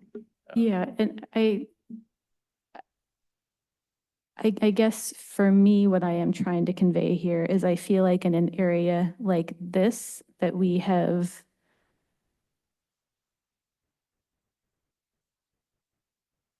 left it untouched. It's been very degraded.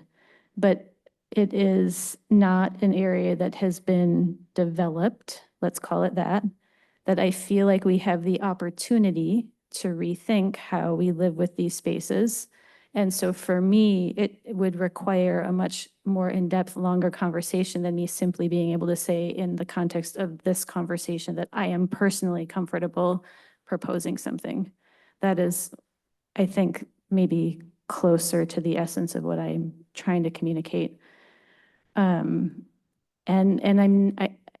too, because we could talk about like at-grade trails or elevated trails, and there are pros and cons to each one. In some cases, actually, permitters and regulators prefer an at-grade trail in some cases. Anytime you're putting pins in the ground to support anything, you're creating changes in the hydrology of the space. And so again, it's just, again, this is a getting in the weeds kind of conversation that I think we don't need to have tonight, but it's just to explain a little bit more of my thinking. The park page in the next chapter says create a master plan for that property. It doesn't list any improvements. It just says create a master plan. Yeah. Okay, so unless there are any other comments on the park trails map, no, we can move to the next one. Proposed off-road trails. I think the recommendations you made is show the water walk, but skirt around Kenmore Air and extend the Walkadies east to show that it's trying to get over at some point in time to Wayne Park. Yes, and then I think. As visionary. Yes, as visionary. And I think also we may have moved on before commissioners had had a chance to say everything. So I see Commissioner Olson has more thoughts to share.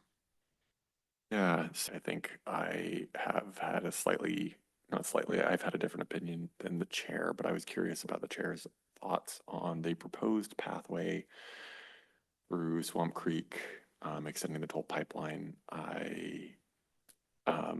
I know I've considered alternate pathways through here, and the reason why I personally still keep going back towards I would like a pathway through this particular area goes to route directness and connectivity. It's just a direct, straight pathway through that connects the downtown over towards the east and 80th and those areas. But there are direct impacts with that. I'm almost wondering if we could look at extending kind of the master plan idea for number 12 down into that area to include whatever that area would be. So it's considered more as one piece. Yeah. Yeah, I was a little actually confused about, so one is the tolled, is that right? Is that how you're reading that? Yeah, and then I guess there's another trail across proposed up in that green space, which I think corresponds to the number 12 in the above map. The toll water pipe goes directly across as shown there. The number 6 is an extension of 181st, and it would go down to the very south edge. It would actually not be in the wetlands proper, but would make the connection with whatever you run through Swamp Creek down and under the highway to connect with Tulockadees. Yes, I'm referring to the green area that is above number 1. It looks like there's a proposed trail there too, and that it's a dotted line. Oh, a spur, you mean, to Bothell High School? No, between Above 5. 5, yes, thank you. And above the toll, but below. No, that's a property that you own. That's part of the Swamp Yeah, Creek. but there's no current trail through it. But on Oh. this map, we're showing a trail through that property and they're both the same wetland. No, you mean the rectangular that extends out this green? That's property you own. We're not showing any trail in that. I'm gonna get off the dais and come around and point to it on Todd's computer. I will be right back.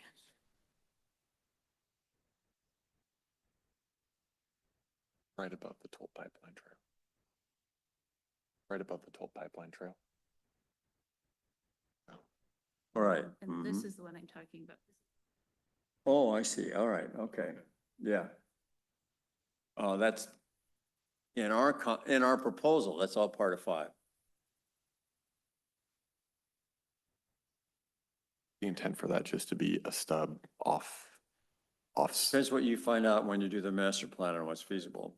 I think the Okay. intent was to try to go north through Swamp Creek Yep. and tie into Wallace, tie into the middle school, tie into Twin Springs.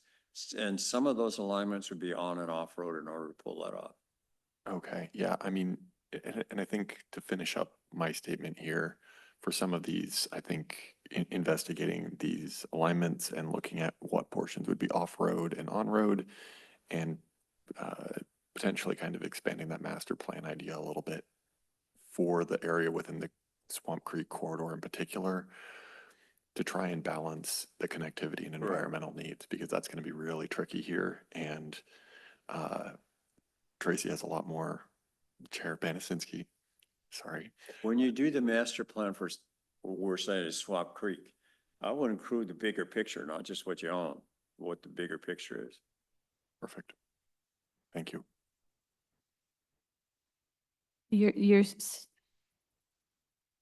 I'm getting a little bit lost here. So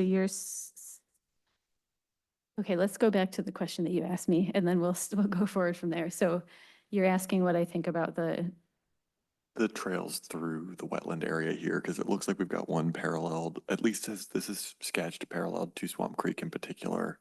And I like the north-south connection, but I also know that we've got stuff on 73rd. So the one that I personally care about is the toll pipeline trail or something along those lines that provides a good east-west connection. The east-west connection. Because right now there's nothing there, and so you have to go all the way around it, and that's a big burden from ped and bike because travel distance is Yeah. related to usability, or desirable usability, I should say. Mhm. And like route directness index, all of that. So Mhm. trying to balance that's tricky. Mhm. And we have some impacts and we have some options in this area to use the roadways, but it's limited. Mhm. And it impacts route directness. So I just wanted Yeah. to give you that opportunity because yeah, Mhm. anyways. No, yeah, I think this whole area is sensitive, and I do feel like the whole area requires us to really maybe have a conversation just about it. I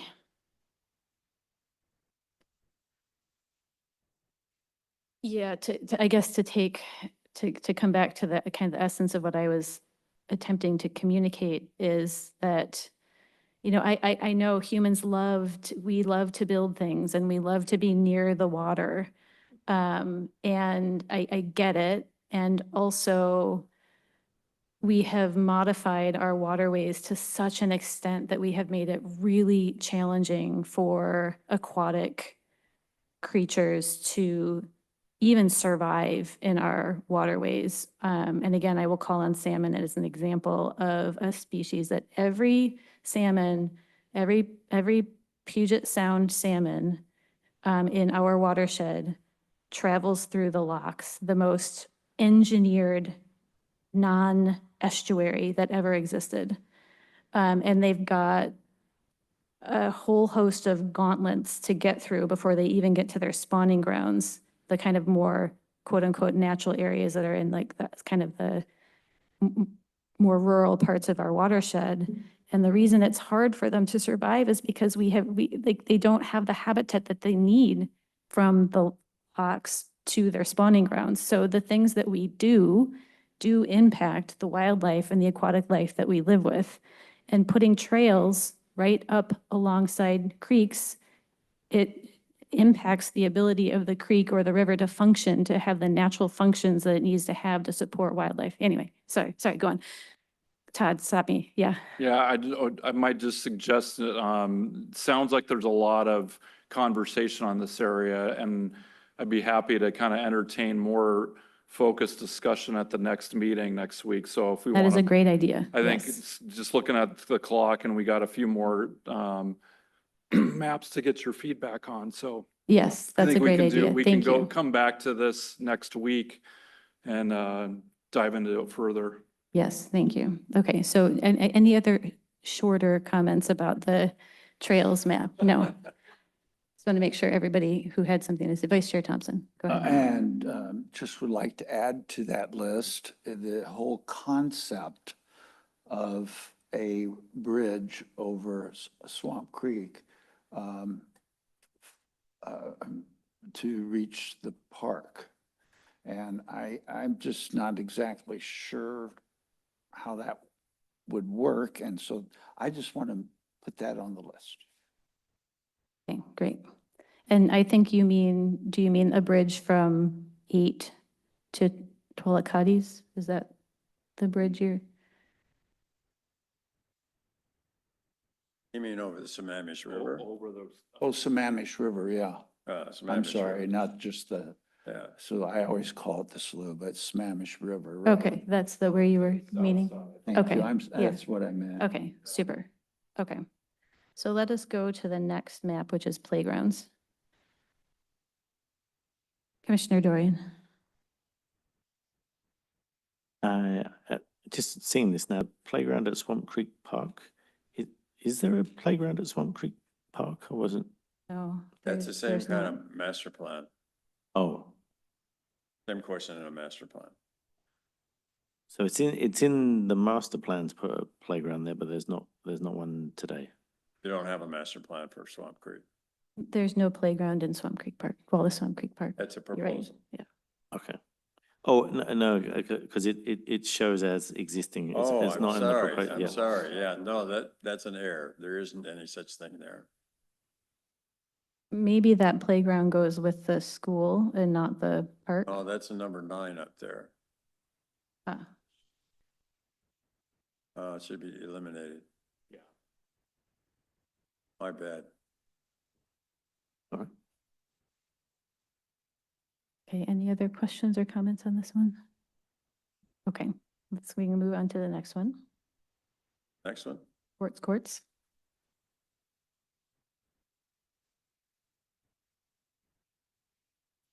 Vice Chair Thompson. I'm sorry. So up on that, the playgrounds or anything like that, like we had the park and stuff. Why don't we look at a proposal to put something up where the new public yard is going to be, public services yard? Because I think there may be space, and if I remember the plan that they presented us, there was some green area in there, and maybe we could work something out. Just a thought. It's a big site that they're buying. Yeah. Commissioner Olson. I second that idea. I wish it was a motion. Well, it's something to, I'm trying to think through items, so thank you very much. Okay, anyone else on this one? Okay, I personally do not think that Wallace Swamp Creek Park is a good place for any sports court. I will just be direct and say that. Okay, Well, that's the northeast corner where the ball field was. there's no ball field there. Well, and there are old plans that showed a remnants of one. There were That's the plans only place there. that we are thing to be considered. And if that's out of bounds, then that's out of bounds. Yeah, there were plans that were rejected by the community pretty resoundingly, and I don't think we should open that up again. I think that would be bad for everyone. Both the people who want a ball field and the people who don't. I think that we can find a different place. Okay, athletic fields.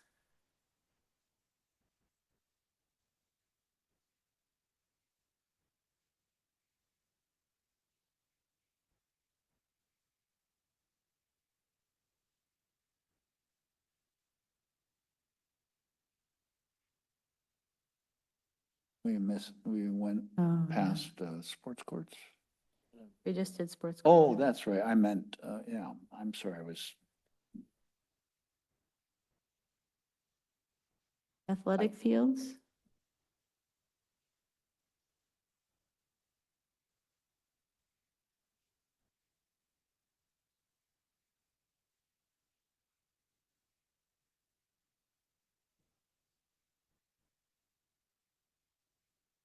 Yeah, I think we'll, I have a oh, question Vice of Chair Thompson, staff, go ahead. if I may. Vice Chair Thompson, go ahead.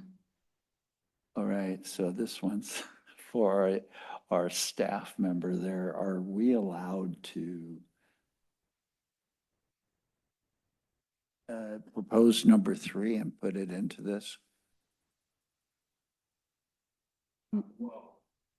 Well, I will say that the way we communicate it is it's only there, but we cannot suggest anything on the city's side at this time.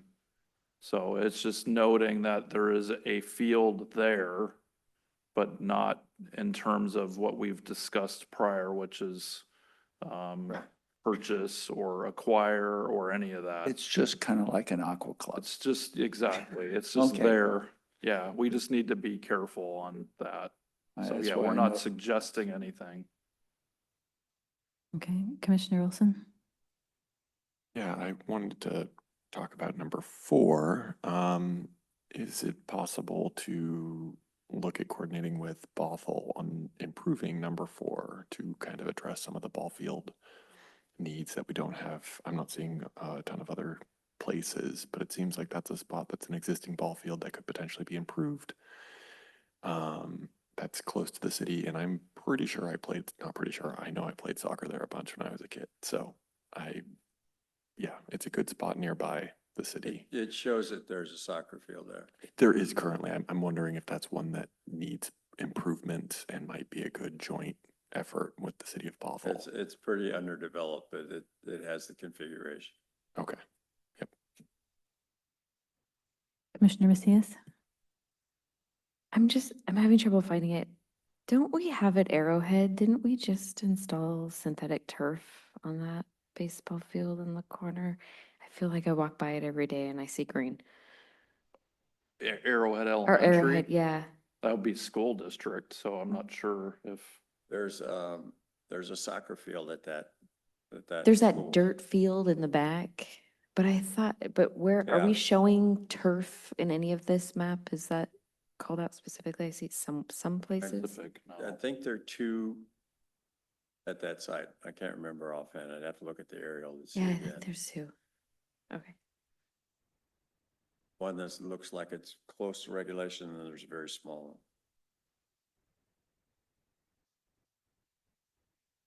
one. Oh, yeah, I'm looking at the aerial now. So they're at the very southern edge next to the St. Edward's property boundary, there's a multi-purpose field, like Tom said. And then there's another open grass field on the southeast-ish side. It's an Or ankle sorry, pillar. sorry, Yeah. southwest. Yeah. Yeah, so, Okay. yep, it looks new. The new field on the south end. Yeah, this is not saying the number of fields, not in the graphic. It's just saying that there are fields. It could be one or it can be plural.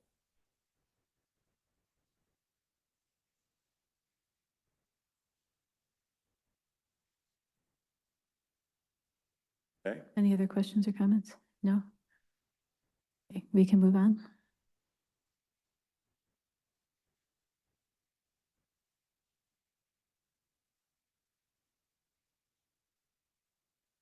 Questions or comments on community centers? Commissioner Olson?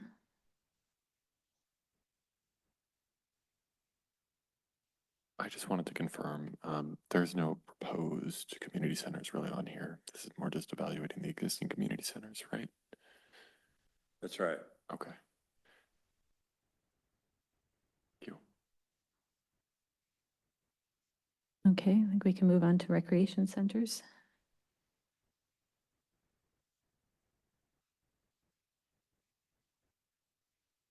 Any questions or comments about Commissioner Macias?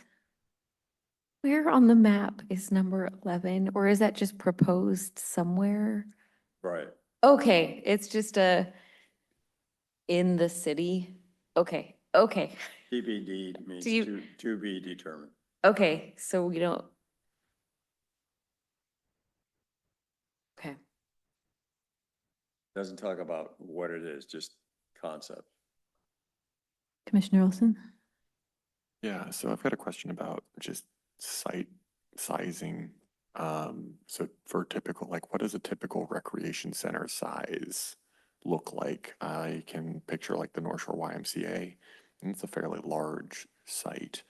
But I also know that there's some other smaller recreation centers. When I saw this, my first thought was like somewhere on Brew Row in combination with another type of center, like potentially cultural or arts or something along those lines. But space wise, I don't know how realistic that is. And so I just wanted to ask. Ideally, recreation center would adjoin outdoor fields. Got it. If you were to do what we can't talk about, that would be an opportunity. But they can be, probably the best example would be Puyallup. They originally built a recreation center. It had space to include a pool. It would adjoin some outdoor athletic fields and it increased the capacity for that. And now they have a private party building a indoor pickleball convention center facility. So the point being, build it so it can expand, but you don't have to, you can keep it very small and very compact for the size that you're at, population wise. Looking at number 23,000 square feet is Puyallup. That's what it is now. But Yeah, when it was now. initially built, it was about 2/3 that size. 2/3, yeah, yeah.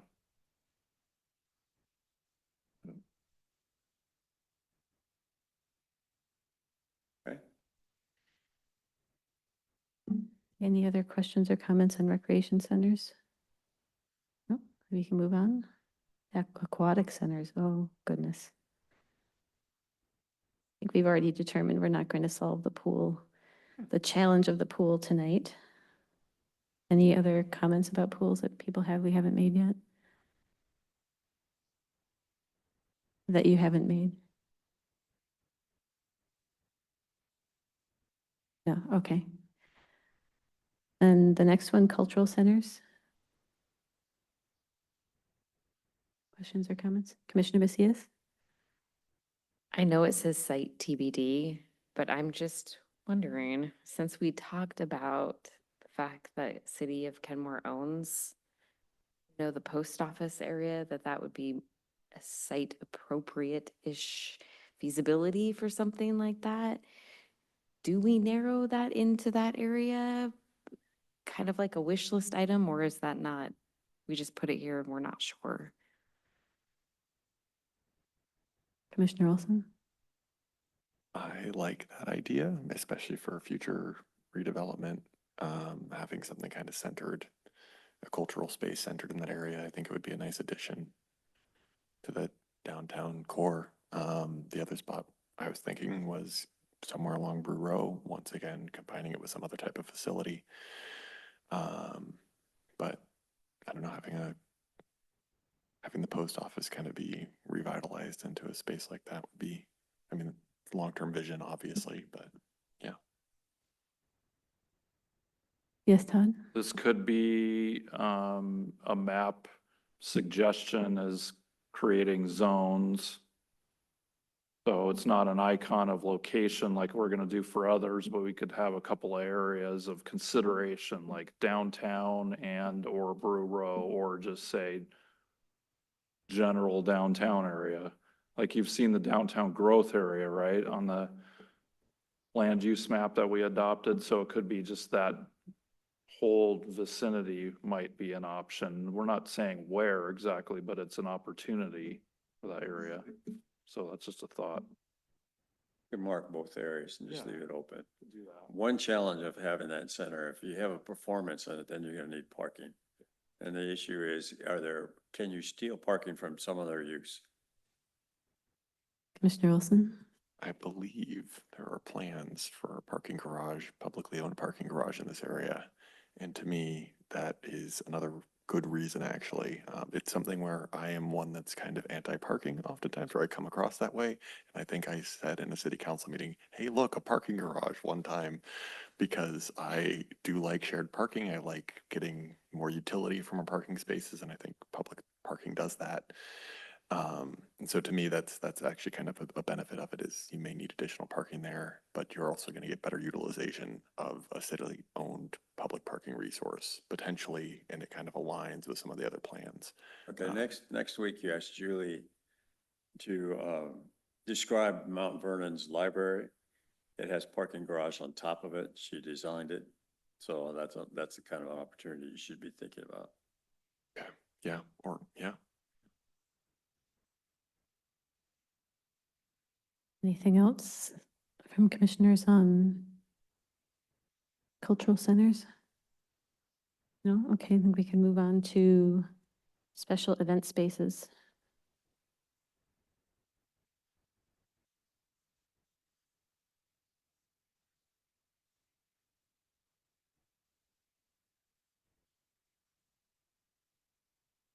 Any questions or comments on this one? Commissioner Macias? Can we include that same overlay? Can we do that same thing with community, like special event spaces and community centers? Because I feel like that does kind of encompass all of those things in that.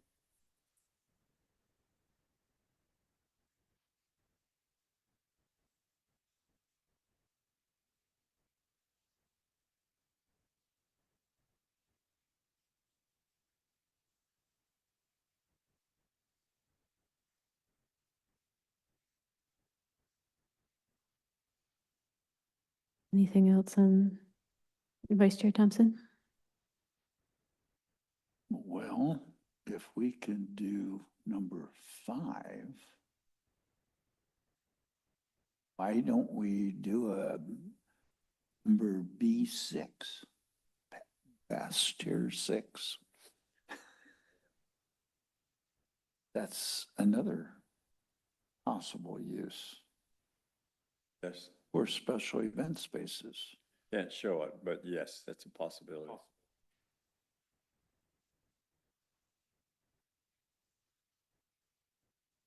Meant to say if you can do that to Lake Point, who cares? I Commissioner said Dor- it and that's it. Commissioner Dorian? Yeah, I guess on that point, we do have concerts in St. Edward's Park each summer. So that might be worth adding onto this one. And they're receptive to that. Their only issue is the maintenance cost of restoring the site afterwards. You're right, it should be shown on here. Could be another zoned area for an opportunity.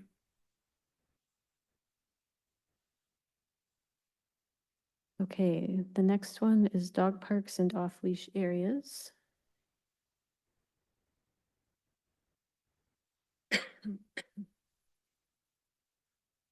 Commissioner Olson? I had a question about this earlier, which is what, if you had any idea of what the city of Bothell was looking for in that partnership. I know that they've had kind of a temporary dog park out by Bothell Landing in that area. Were they looking for a space for a dog park more so, like a permanent location, and they have other intent for Bothell Landing, or was it more of a funding issue? I will speak and say I definitely know my family has gone to the Bothell Landing Dog Park when it's open temporarily. So it seems like if that's a location that they just wanted to further develop and they needed funding for it, it seems like the type of thing that They just mentioned a joint venture opportunity. We didn't get into any details about size or location or funding or anything. okay. But they Yeah. just said that they would like to talk about it. Okay. Yeah. I struggle to think of a good spot for it, for an off-leash dog park that I'm aware of in Kenmore. There might be some location. I just can't think of one. And Bothell seems like a natural partner to team up with on this. But I don't know for sure. So, yeah. Commissioner Dorian? This is just a point of order. I think we need a motion to extend. We've only got 2 more maps left, so maybe just Oh, 10 thank minutes. you. Keep it tight. Yeah, I will entertain a motion to, just because I don't want to have to do this more than once. I will entertain a motion to extend the meeting until 10:15. I moved. Okay. I guess we should, any opposed? No? Okay, motion passes. We will extend the meeting until 10:15. Thank you, Commissioner Dorian.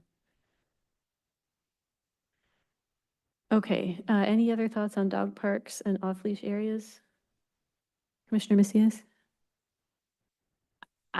Yeah, I think that just a thought that even if we don't pair with Bothell, since they seem kind of nebulous in what they're looking for, we keep it in our house as well. Todd, I read that whole planning.org guide that you sent us Oh. much earlier in the year, and dog parks was big on the list. And I agree, I think we still keep it on here, even if it's not partnered.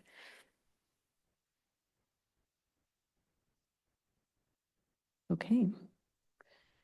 Then we've got artworks is the next map.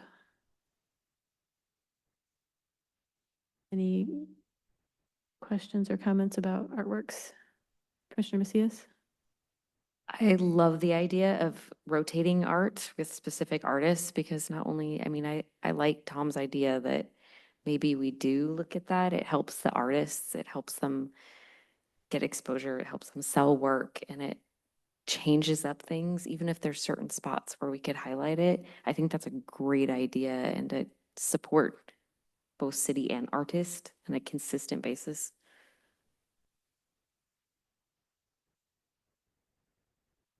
Commissioner Wilson? Yeah, I would also love to see something along those lines, especially at any cultural event center of any type. Seems like, I mean, I think that's an obvious given, but figured I'd mention it. So. Yeah, I also support that idea. I do, however, I think we need to think about what that looks like because a lot of the art that has been integrated into our parks has been integrated into other elements of the park. Like the art at Tualatin Cadiz is integrated into like the blind for the one of the endpoints of the walkway and onto the bridge. There's art there, and then we have a lot of concrete stamping in the concrete. I'm losing my words. Yeah, and I think that sometimes some of those decisions get made. I'm working on a park project in Seattle for work, and a lot of the decisions about art get made, and they end up being that way because of maintenance and concerns and care for the art. Like, who is going to care for the art in Seattle is a huge topic of conversation. Like, is it parks? Is it SBU? You know, like, and because if you have art, especially outdoors, you have to maintain it. So I think we should like think about those kinds of things too. Although I love the idea of selling the art, but it might not be kind of feasible when we're actually building the park. So just wanted to put that in there. Vice Chair Thompson? And as another example is maintaining murals, Mm-hmm. because after a few years, they're not like, they don't look like they were when they were new. Hold that conversation and then ask Missy Smith next week. to Okay, talk about we'll that. ask Missy next time we meet. Okay.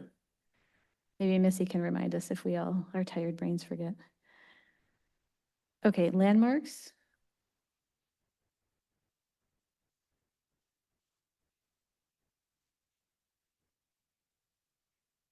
Commissioner Wilson. The proposed TBD, is that just for like a non-historical landmark, or is that the intent of like an intentional creation of a landmark, or is that just kind It's of just leaving it open. just leave it? Oh, I see. I think Perfect. that the historical study said there are like 200 properties in Kenmore that would be eligible. That doesn't mean you need to dedicate them all. I think as a park element, the question is, can you tie them into something that's related to your trails or your park system?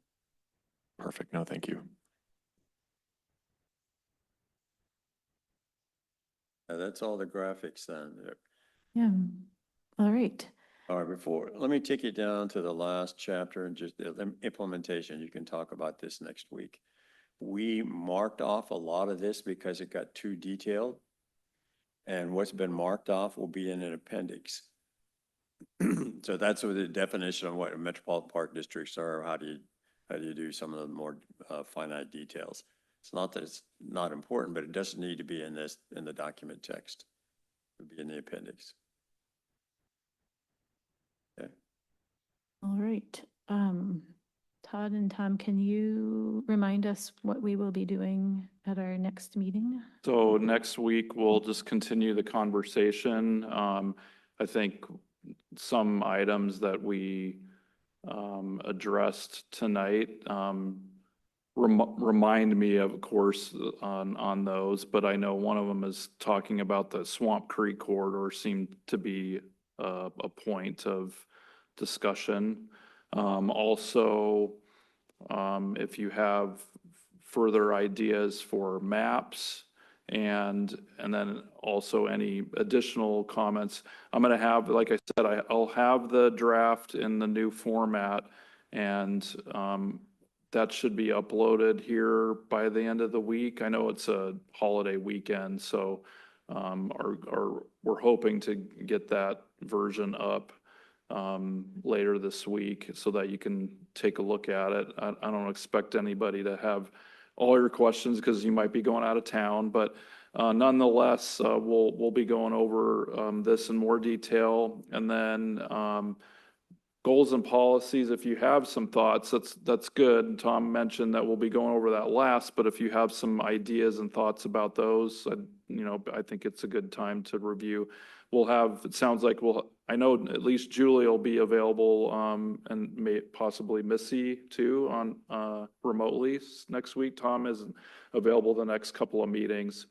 And so it'll just be myself and Tom's team, and then Debbie will return back on the 16th. So yeah, we'll just continue the conversation. And as I get maps, I'll also include those and then think about, additional ways to communicate those. We'll try to combine some of these together and think of ways not to strictly identify exact locations so nobody panics that their property is identified for development. So anyway, thank you all for your input tonight. It's been very helpful. Just remember, I cannot make the 2nd, and so Julie and Missy will cover for me. I have to go take care of a relative. And I will see you again on what, the 23rd? 23rd. Yeah. Okay. Thank you. I'll miss you guys. Oh, thank you. We'll miss you too. Okay. And thank you, Julie and Missy, for being online. And yeah, thank you for being here. You bet. Anything for the good of the order? Commissioner Macias? I'm just wondering if Todd, if there was an update on the application for Buster's Master Use Plan, I'll make it very brief. Yeah. No, we have not heard a word from them. I'll just say, we're patiently awaiting more, but more to come later this year. We have to take action, I'll say that.